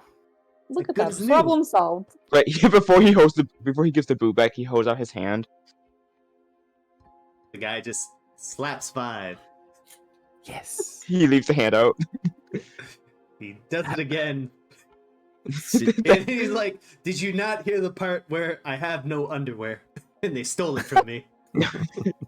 I don't want your underwear. That kind of sounds like a weird threat, you I know? have no money. seeing um, Midas kind of hold his hand out, Mo will Yeah. kind of jingle some change and he'll put 2 gold in Midas's hands. Oh, Thank sir, please let me get this for you, okay? It would be my pleasure. My name is Norvom. What is your name? It's what? I'm not talking to you, Ma. He takes the boot, gives it to the guy, all nice and mended and clean. Oh, sir, would you like me to put this on for you? And he'll kind of pick his foot up and try to put it on for him. No, stop touching me. What are you doing? Stop it. Good I customer could, service. I could put my boot on myself. Thank you very much. Now, why And- can't you be that polite to the rest of us?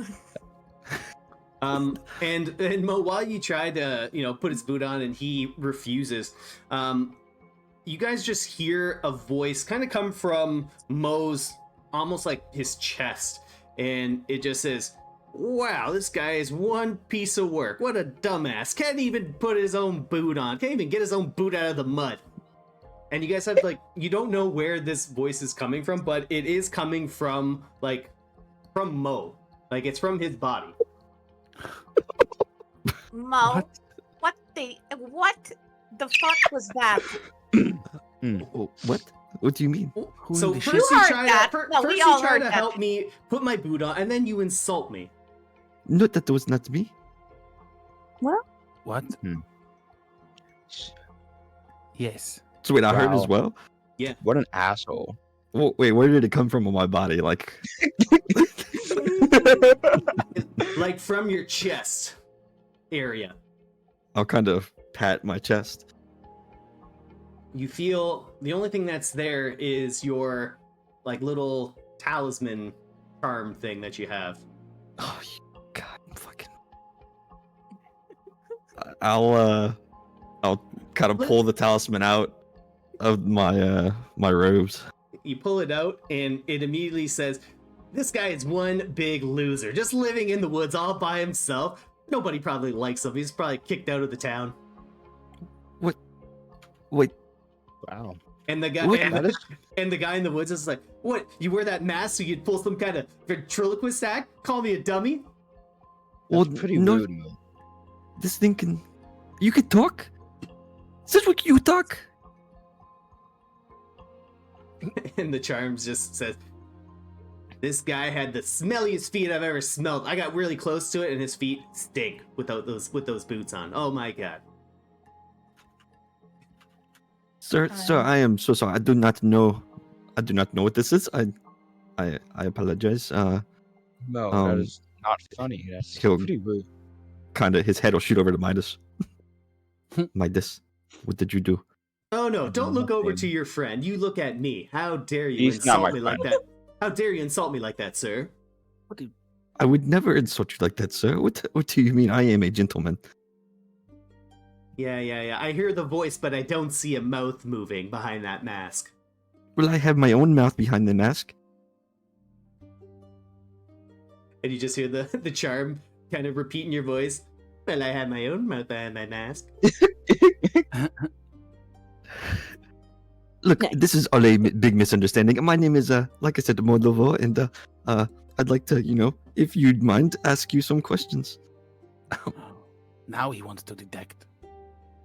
I don't think I want to answer your questions, sir. You were quite I rude don't to blame me. you. He's an asshole. Let him.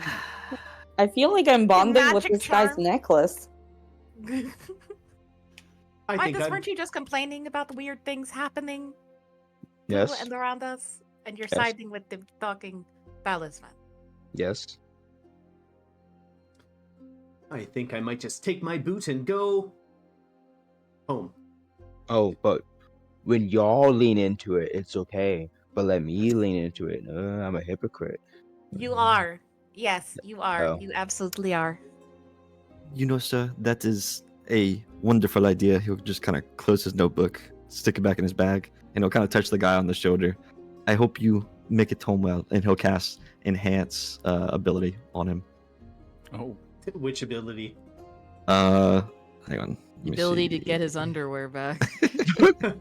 After Oh yeah, They don't look have- at object. You'll find underwear. Let's see. I'll do wisdom. That way he can be perceptive. So I'll be like, just make sure you watch out for the ink, or the mud holes. I think Wait. this would help you in your journey.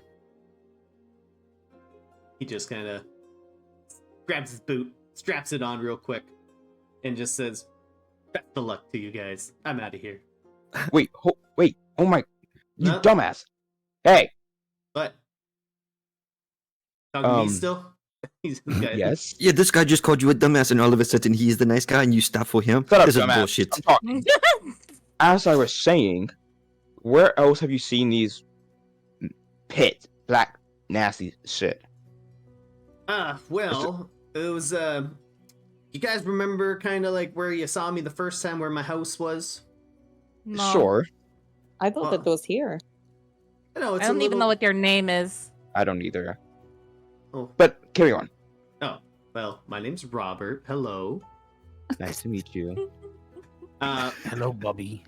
Anyways, like ever since the last time I saw you guys, it took a few days later, but then all these little things started happening in the Dunmis Woods. Like I said, my underwear was stolen. That's very important that you guys Get know to that. the point.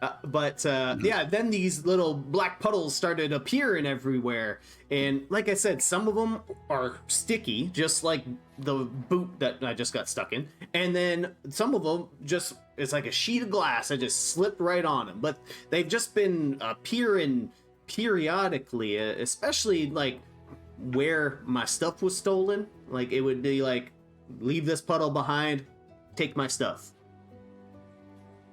So there's no Oh. real trail of it. They just appear. Yeah, it's just, I mean, I'm not going exploring in the woods, you know what I mean? Like, I'm trying to be safe. Apparently you are. You're walking around at night and got stuck, but whatever. Well, I mean, I gotta hunt for food every now and again, you know. At night. Been slim pickings here. Sure. Yeah, because This Sure. sounds like it could be some type of monster that maybe leaves the puddles as its tracks. Maybe it can turn invisible and pop back up. Did you ever witness any of your things going missing, or did they just go missing when you were not paying attention? It is exactly what you just said. When I wasn't looking, they just gone and took my stuff. And did you hear anything? Did you smell anything specific? No, there's ever since the last couple of days, the force has had a really strange smell to it. A lot of I don't know, mushrooms and decay. You know, you guys have been probably walking around the forest. I'm sure you guys smelt that too. Yes. Oh, absolutely. basically, But what I'm nothing getting from specific this about the is occurrences. useless. This decay, of course. What did you say, Midas? I said he's useless. He doesn't know anything that can help us. I wouldn't say useless. I mean, knowing that is some pretty good information. Just need to make sure we keep an eye out and keep a close eye on our things. It's more than we knew. Yeah, No. it's more than we knew before. Exactly. It also doesn't bring us closer to figuring this out. Well, thank you, Robert. Travel safe. And, yeah, don't get your boot stuck again. See you around, Bobby. Oh, okay. Stay safe out there. And Theodore comes up to Robert and says, "Sir, are you going to be okay getting back to your home?" Leave him alone. He says, "Oh, well, you offered me an escort? I mean, how far is your home?" "Oh, well, it's not too far away. Which way you guys head?" And little Stumpy just says it into your head, Corey. We're heading in that direction, and kind of like pointing. It's kind of pointing. I had to search that one. He tried to play it off. I tried to. Pointing Imagine he's pointing towards, with his foot. I would say east, eastward, essentially. Kind of heading Okay. towards the direction of Balland. And Corey will point east. And Robert says, "Well, my home's in that direction, so if you don't mind dropping me off, I hope I get there safe. I'd appreciate it." Says, "Yes, that's not a problem, sir, but maybe you just hang back with us, and we'll just let them kind of walk a little bit ahead of you. They don't seem to be your biggest fan, or at least his necklace isn't." Yes, terribly sorry about that. That would have been great information to know much sooner, Mo. That your necklace can talk. Yeah, you didn't tell me that when I fixed it. And Midas smiles at him You know- softly. I must have forgotten. These old nature detectives, we get high off of a lot of stuff, so You're saying you Some- get high on the job? Is that what? all the that's what's time, of happening? course, That that's how sound you like- connect to nature. That does not sound like a good idea, Didn't but Midas I used to must also have a drug problem? Whoa, this is. I mean, it's not about me right now. Robert just chimes in. It's like, we all have our vices, Shut up. Like getting underwear stolen? Well, I mean, I don't enjoy that. I meant more Well, like the mushrooms that I find in the forest. Y'all know what I'm Corey talking just about, right? starts walking. Corey just starts walking. She's like, I'm going this way. Well, sir, if you're going to be traveling with us, well, I might as well offer you some food, and I'll take out some jerky from my bag and give it to him. Oh, thank you. Yum, Yes, yum, of yum, yum, course. yum. All right, and so you all start walking.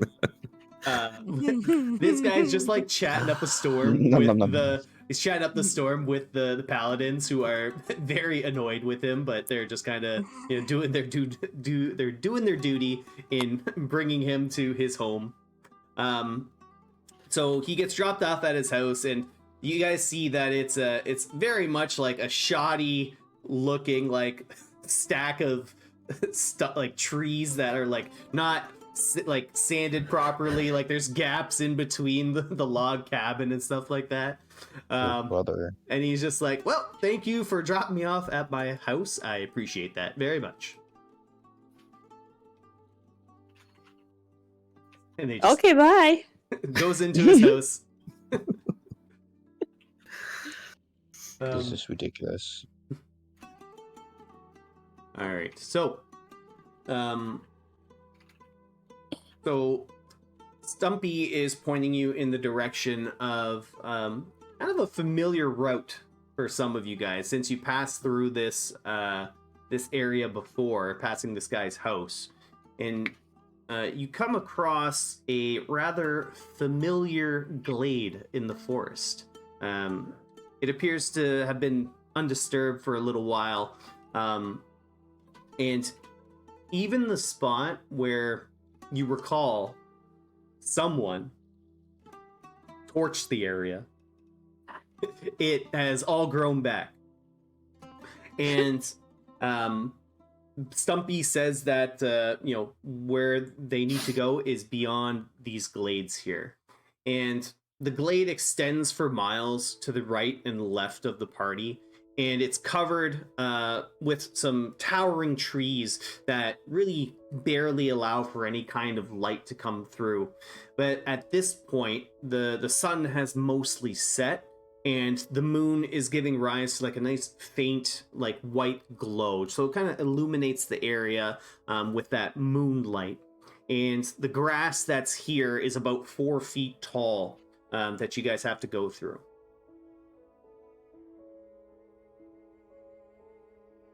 What do you want to do?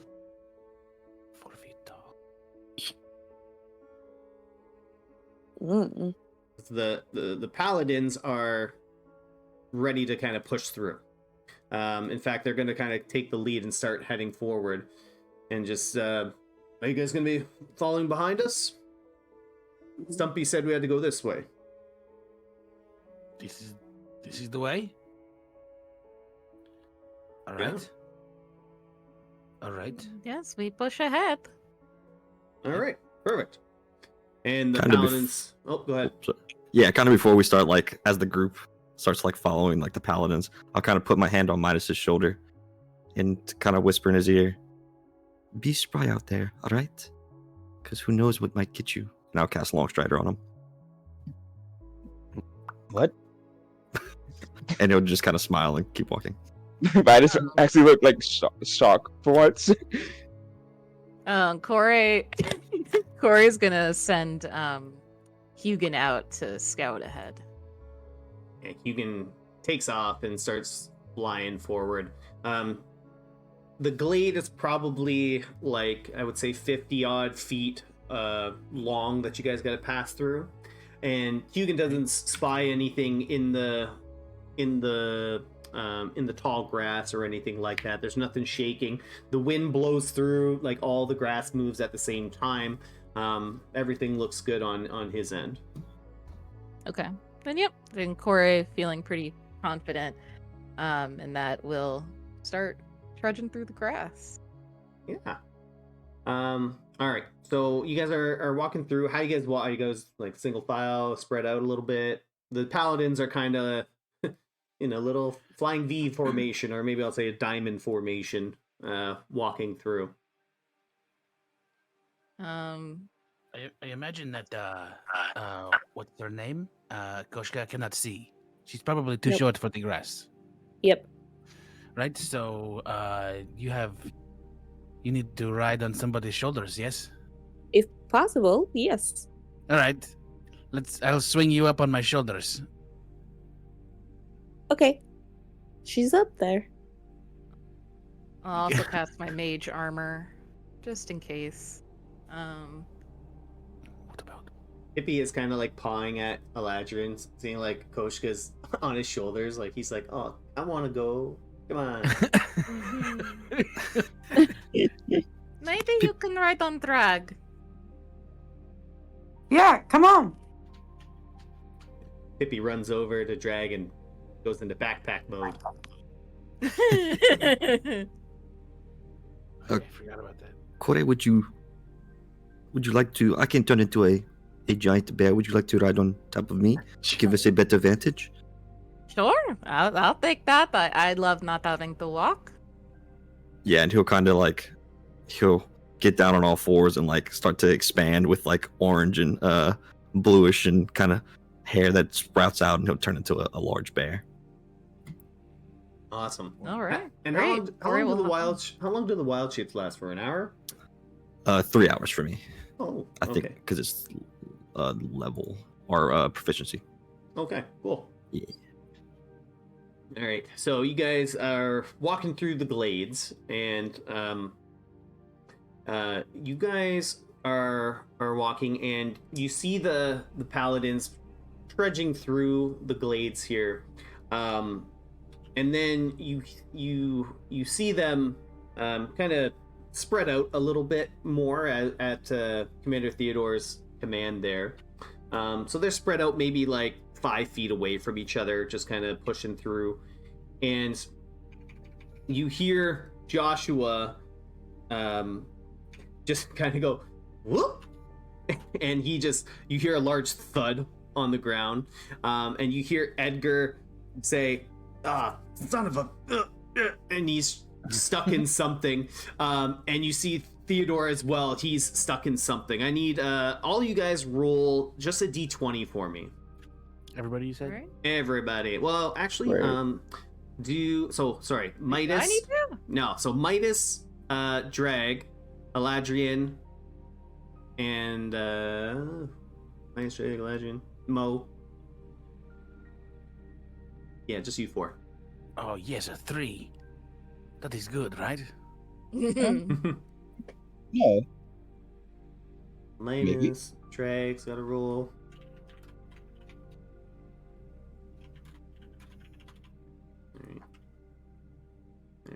Alright. So Elijah, you got 3?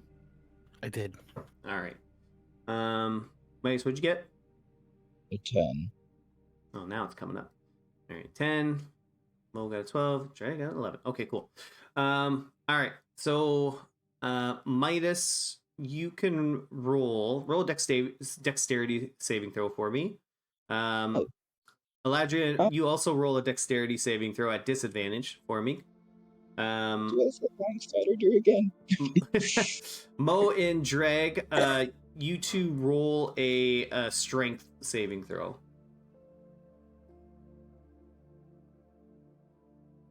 Strength saving throw? Eladrin, you roll a dexterity at disadvantage because you got a little bit extra weight on your shoulders.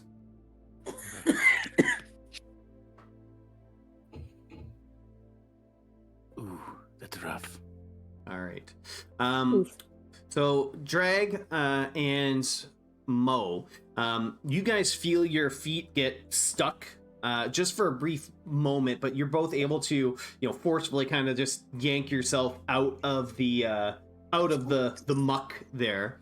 But Eladrian and Midas, the ground, you slip like you stepped on a banana peel, and you just slip and slam onto the ground prone. Koshka, you go prone as well as you are on top of Eladrian. Damn it. Oh, that's not.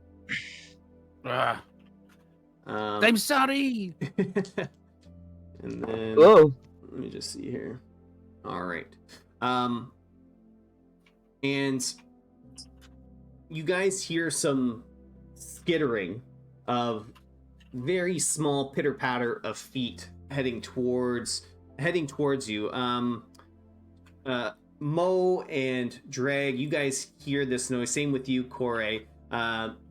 Midas, Koshka, and Eladrin, you guys are a little bit, stunned at the sudden lack of air that's been knocked out of you. These small little creatures just kind of run past you, and you feel them kind of grab at you guys really quickly, but then they run away and disappear. Don't like that. Did we just get robbed?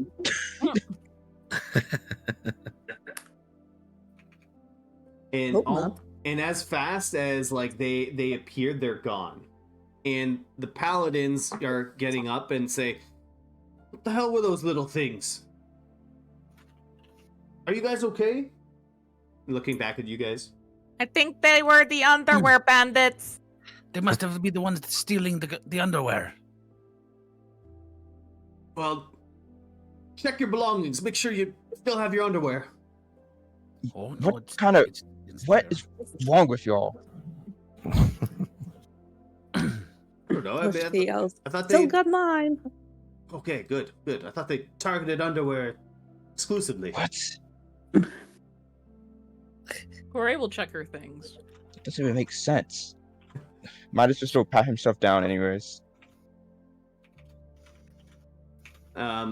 So, Midas, you find that your ring that you wear is now gone.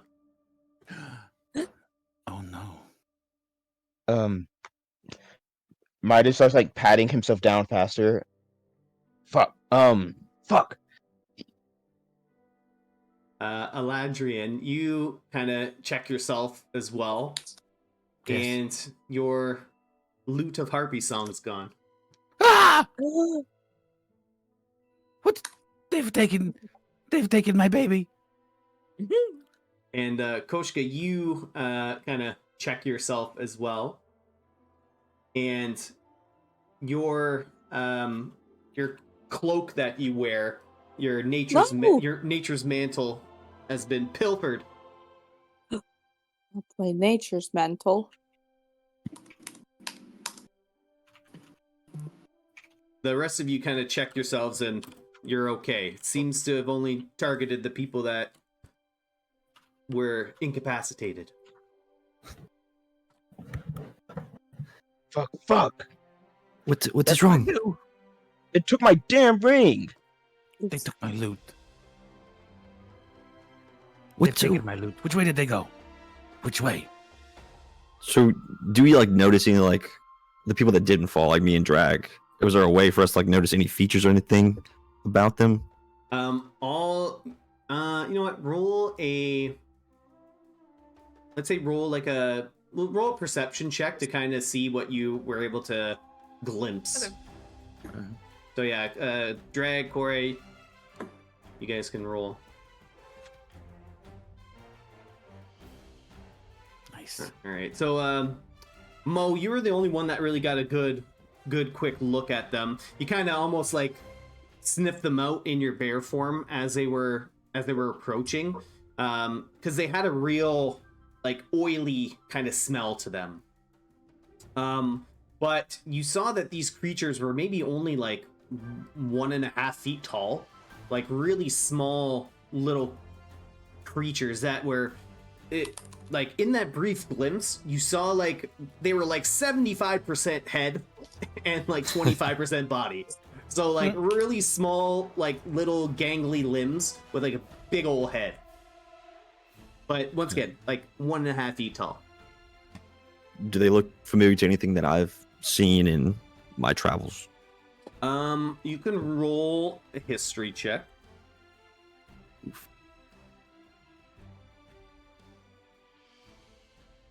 Oh, that's one. Oh, okay. Oh, nice. So, Still be no. given your extensive detective work in force, and kind of putting together the pieces of what the description from Robert about what was going on, stealing things, little things like that, just the description of their head and their body and like what you saw, it's I don't know if it's anything you've actually seen before, but you've definitely heard of these creatures. They are called boggles. Boggles? Boggles.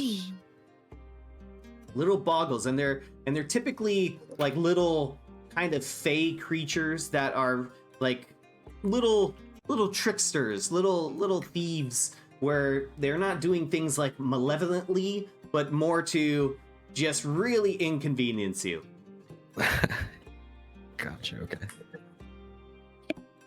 Midas will run up to Mo and like put his hand, like grip his shoulders tightly. All right, detective, what the fuck was that, and where did it go? Do your Detect. job. Come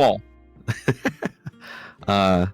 And kind of in his like big burly bear form, he'll kind of look at you and he'd be like, "Well, I've never seen them before, but I have heard of them in legend and stuff like that. But I think these are called boggles. They don't do it out of spite or malice or anything, but they're just like little children in a way. They like to play tricks and pranks and stuff like that, and they do like to steal, unfortunately.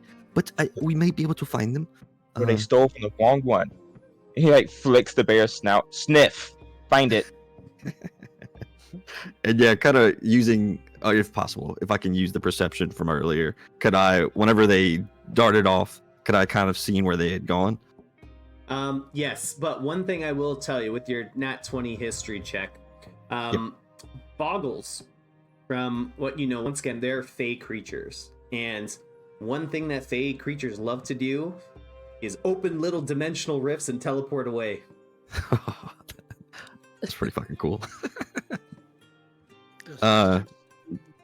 So like you know the direction that they were running, but you like the scent is like very, very, very faint, and it's kind of getting intermingled with these like little oil spills that they plop down everywhere.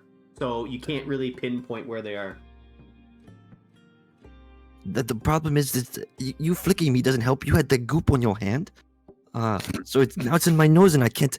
Everything smells like them, and they zap in and out of different dimensional portals and stuff like that. Like they zap through. Oh my god! Oh my fucking god! They're little fake creatures. They like to play pranks. Maybe I'm sorry. What if we lured them out? We could do that. I think that'd be the best idea. Mm-hmm. What are we going to lure them with? They already took my loot, the most precious thing that we could ever think of. Let's use Coast Guy. What? What? What? What? I'm not. They don't want me. They don't want this smoke. Okay. I doubt that. Are you saying invaluable? I say we use Koska. They take her and trade for my ring, and then we're off. We have to. What about my loot? Oh, and the loot. And the loot. And the cloak. Did everybody hear how important I am to Midas? I mean, I will let them take you away. I was going to vote that we use Midas because he has so much stuff, like shiny stuff. They can't take it off of me. It's kind of, but you are They shiny. took the ring, so they can. Look, the ring is different. I didn't make the ring.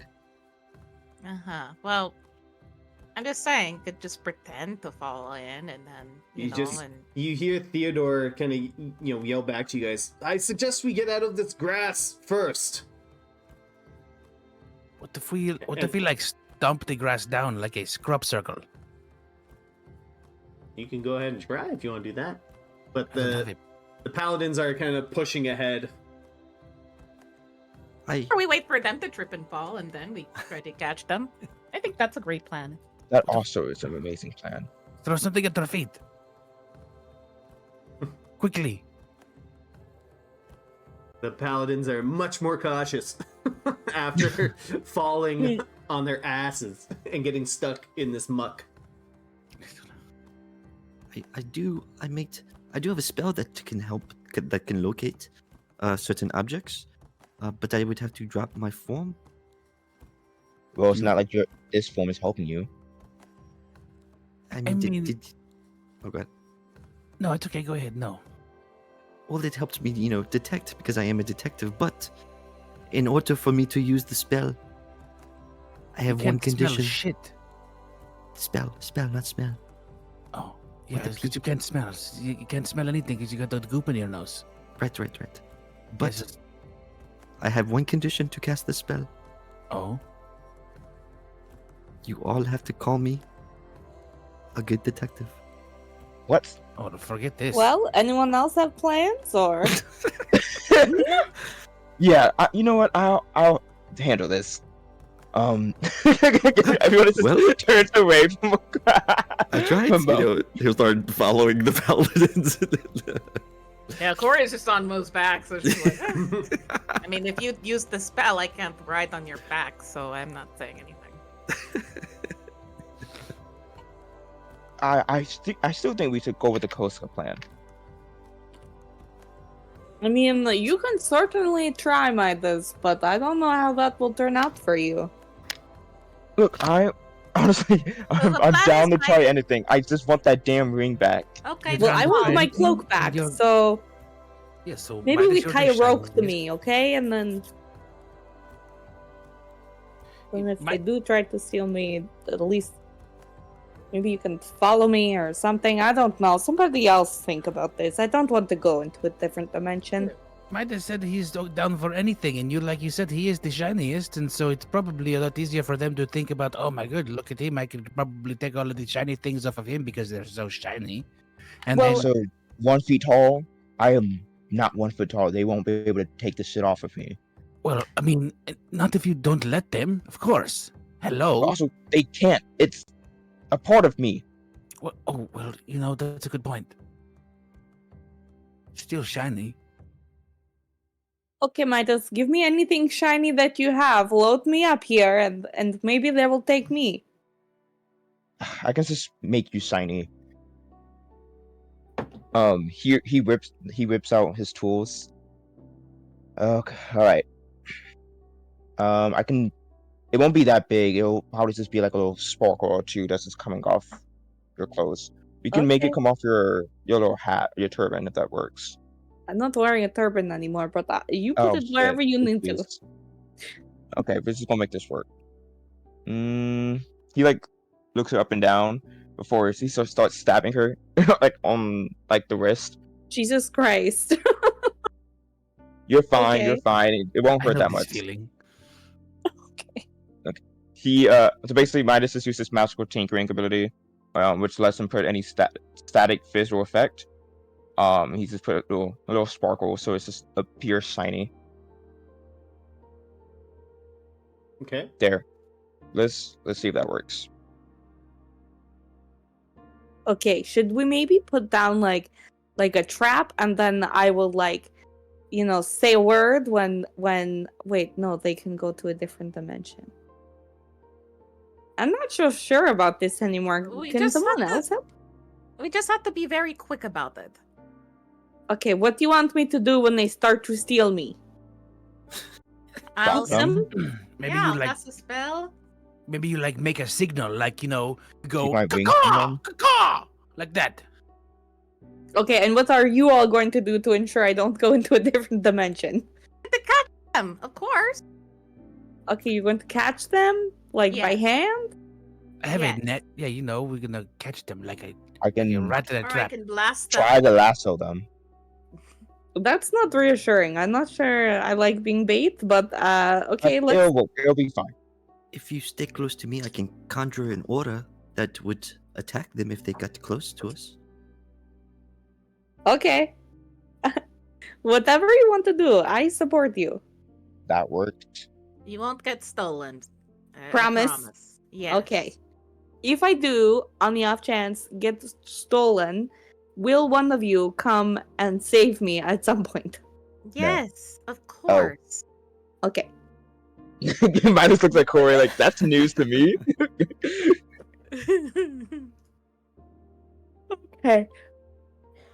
All right. Okay. So Here what's I the am plan? standing in the sparkly, and there's a net underneath me, I think. I'm not sure. But I'm standing here sparkling. I think you all have to kind of keep your distance a little bit, and then Mo is going to be the closest, so he can cast whatever that was on if they come near us, and everybody will be jumping on them. I don't know. Let's just go. Let's figure Yeah. out what happened. Yeah. Look innocent. Look innocent. Innocent. You're I the am sparkliest. innocent. So Koshka, well, everyone else, you guys have dispersed a little bit. Is that what's going on? You kind of away Yeah. from Koshka. So Midas is gonna stay within 15 feet range, but yeah. Okay, so you're kind of like ducked into the tall grass a little bit. Koshka, you're just standing there? Is that all you're doing?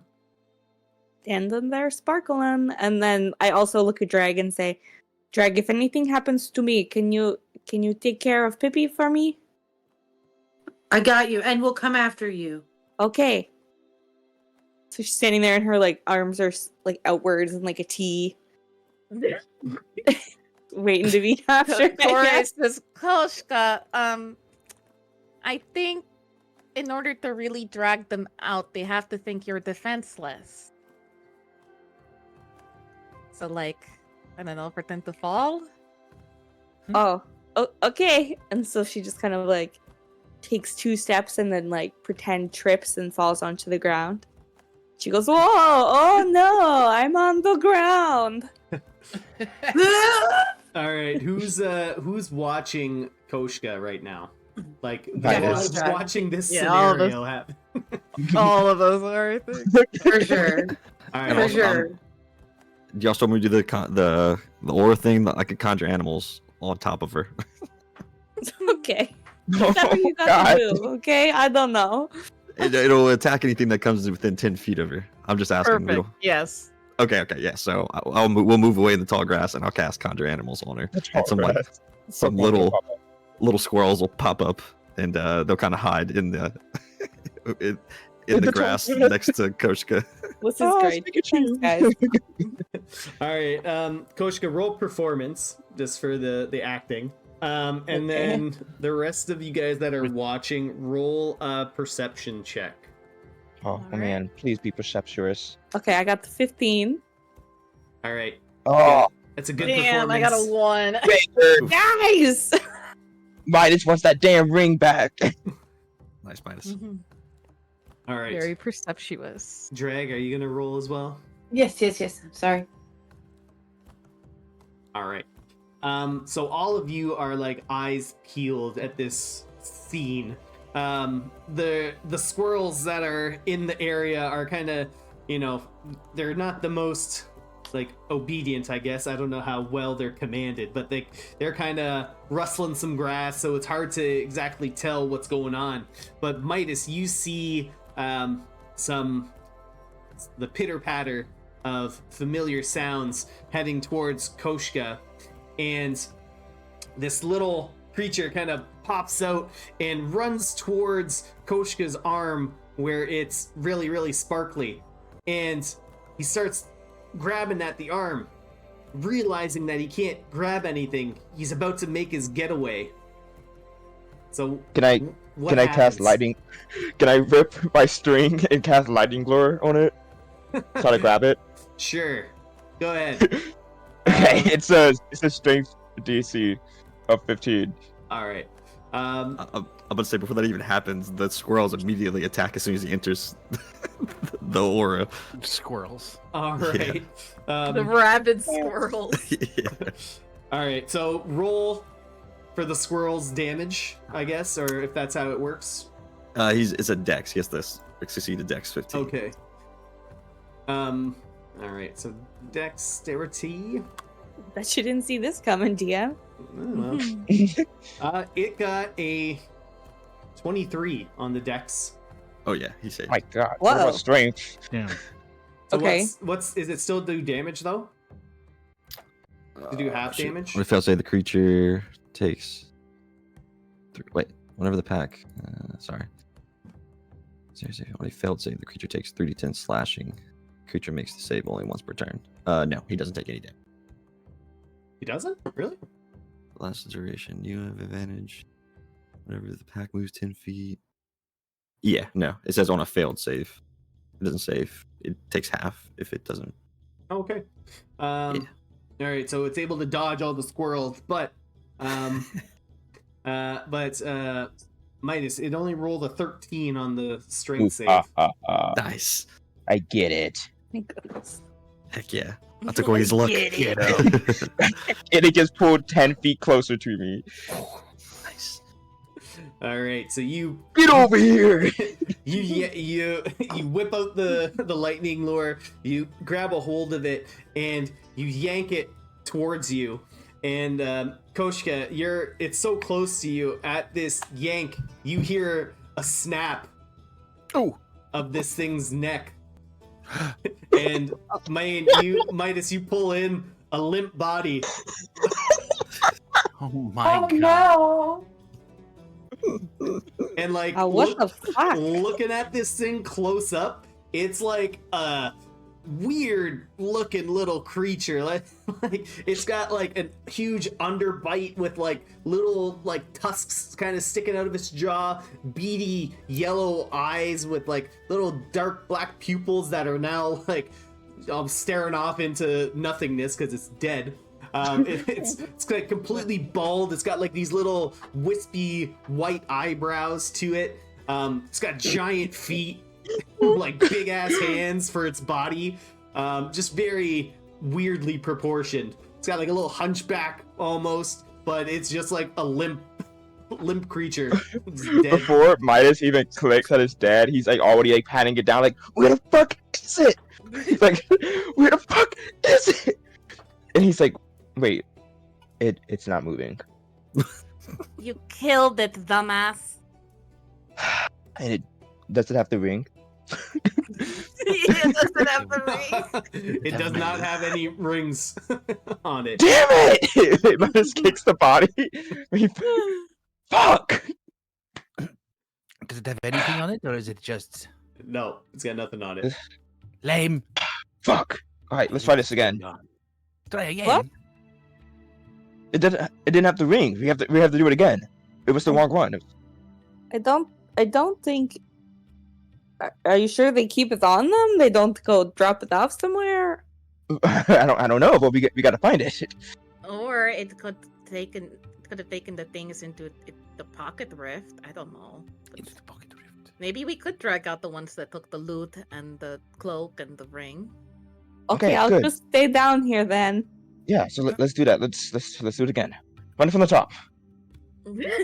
Okay, so Kosha gets up and then takes 2 steps again and then like pretends to fall and goes, "Oh no, I am on the ground." So good. So funny. I'm on the ground. Roll performance for me. She can have bardic inspiration. Thanks, All I right, appreciate that. Bardic inspiration on top of that performance. If you need it. 11. What's Yeah, bardic roll that. inspiration? You get a D8. What is it?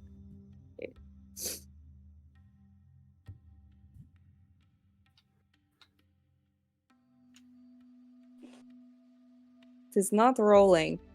Give me 1 second.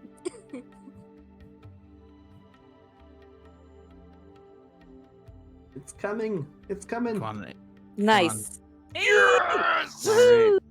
That's the way to do it. So you do the epic, oh, I've fallen and I can't get up. And you wait there, and you're all waiting in anticipation. Nothing happens. When is it supposed to happen? Maybe they got wise? Maybe they got wise. It's almost like I see nothing happening. Midas, you try falling next. Yeah, man, let's you give it a shot. Just ready? you just hear the Go. you hear the paladins like, "What are you guys doing?" Nothing? We have to get our shit back. Get back! Stay over there. Oh, okay. Do you have my loot? Midas sits down, like crisscross applesauce on the ground. Ah, I have fallen.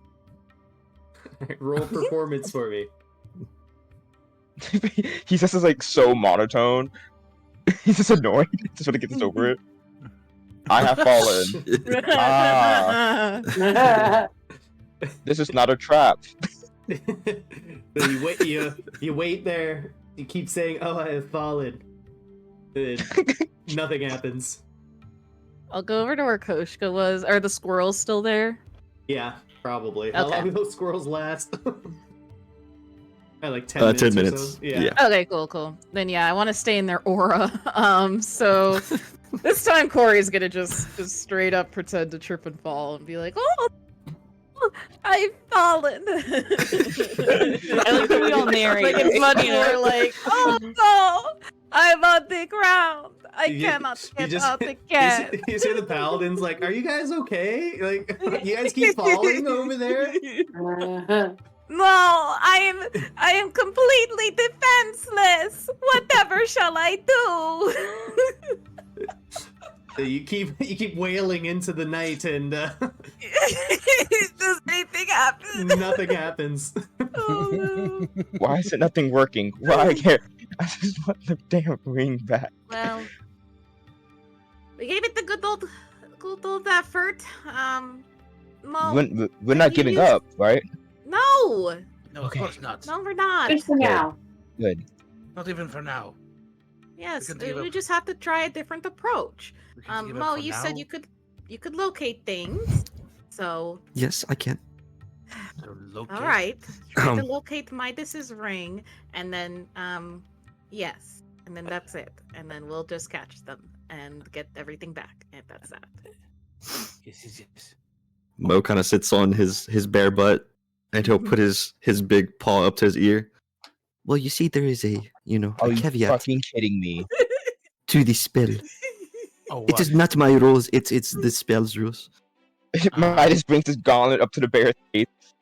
Cast the damn spell.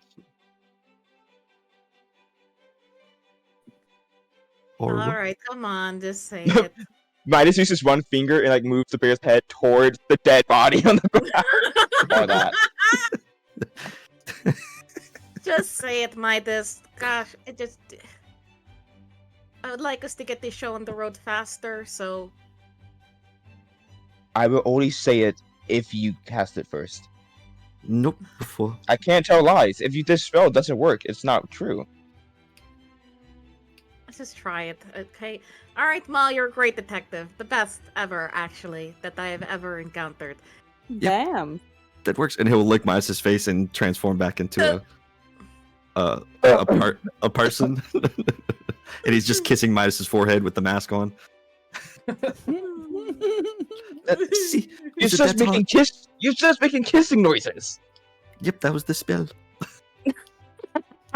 And yeah, kind of as I shift down, I'll take my staff out and I'll tap it on the ground, and little like lights will float up, and I'll cast locate object on Midas's ring. All right, yeah. And you get or you detect the presence of Midas's ring. It is further on past the glade, probably another like 250 feet, like past the glade. Okay, follow me then. And he'll kind of start tracking in the direction of the ping. How far away is it? It is this way. That doesn't answer the question. Is it nearby? Is it? Yeah, just trust me, it is nearby. You know, the Yep. greatest detective of all time, he will find it. Like, only one of us may have said that. Midas looks at Doesn't- Corey with the most deadpan look. It doesn't make it true. It helped. I'm just I saying. feel like I thought it. And I helped you get a kiss. Gee, thanks. You're welcome. Don't say I never did anything for you.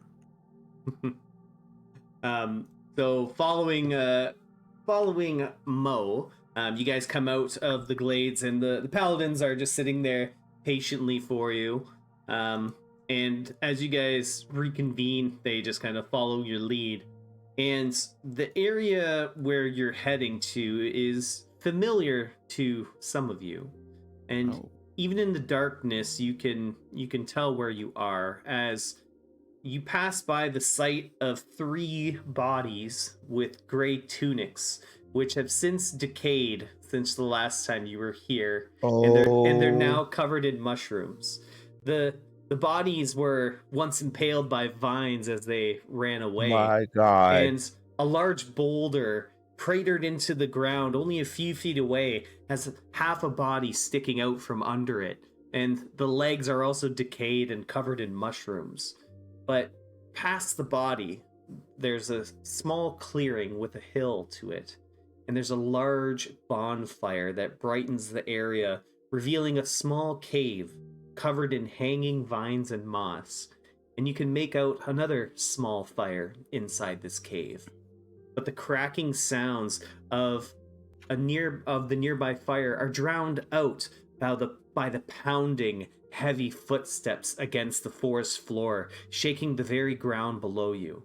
And the snapping of thick trees echoes out into the woods.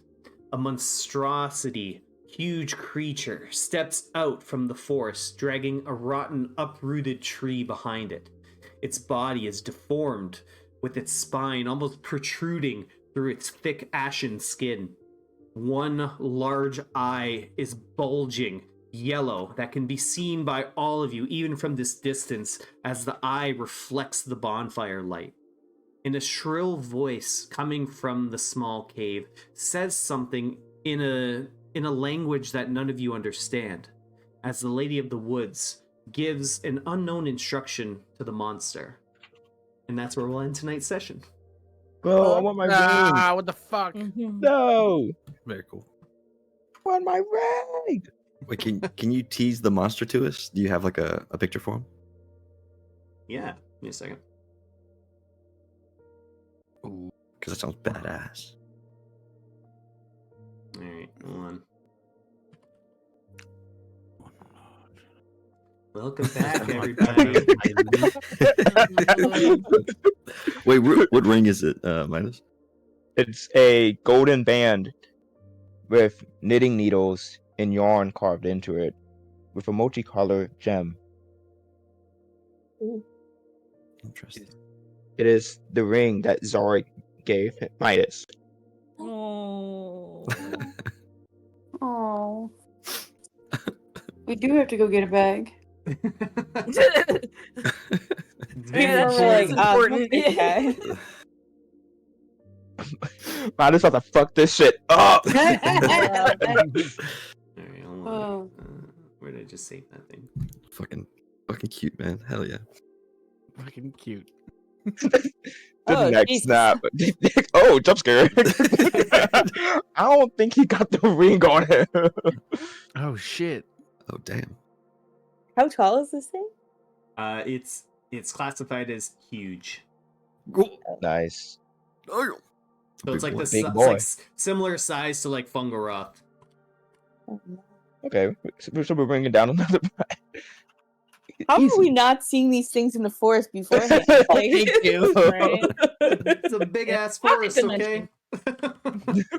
Big ass Sure. forest. Big D&D ass logic. It's okay. Yep.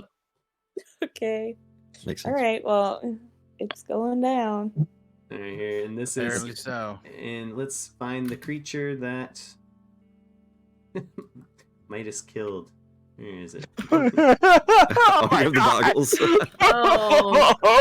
Oh my god. Oh. That's actually kind of cute.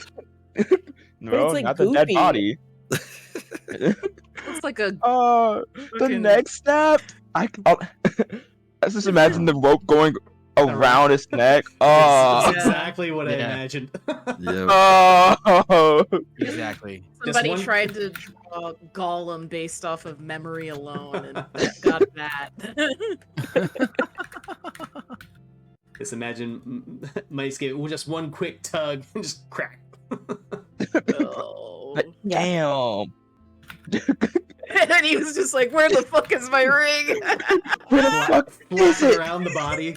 Yeah. Slapping Where it. the fuck is it? Just shaking the body. It's like the fucking Nemo. Yeah. Where is it? Oh my god, hold on. Wait, let me see if there's a gif of it. It's already dead. Does it have my ring? Oh, Jesus. Yeah. Yeah. It's wake up, Fessy, but it's where's my ring? Fishy. Stop. He's already dead.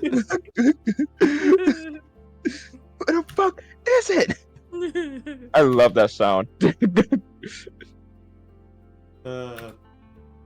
But we're It's great we're- to be we're- back, guys. We're back at Great it to be again back. next week for Alexi birthday D&D sesh. Yay! And it's combat. Exciting. Oh Yeah, my I'm gonna have a great birthday. She's getting the kill. She's still killing Yeah. for sure. damn it. Yeah, I was planning to go out. Like my girlfriend's taking that day off too, so we can spend the day together. And I was like, I'm doing D&D. Hell yeah. Like, Yeah. we've got plans all the way up until this point, and then I have D&D. I'm not missing this. Locks her out at 8:30 on the dot. Literally, like, yep, bye, honey. Like, I'm gone. That's funny. I love you Amazing. guys so much. I love you. Love you, bud. Damn. Excited. Go to bed, Maddie. Okay. Already yawning. I was like, go to bed. You go to bed. I didn't mean to do it right when I was telling you I loved you too, but I still mean it. I'm just sleepy. I'm right there Okay. with you. Good night, everyone. It was so nice to be back. It was great. See you next week. Bye, guys. See you next week. Everybody.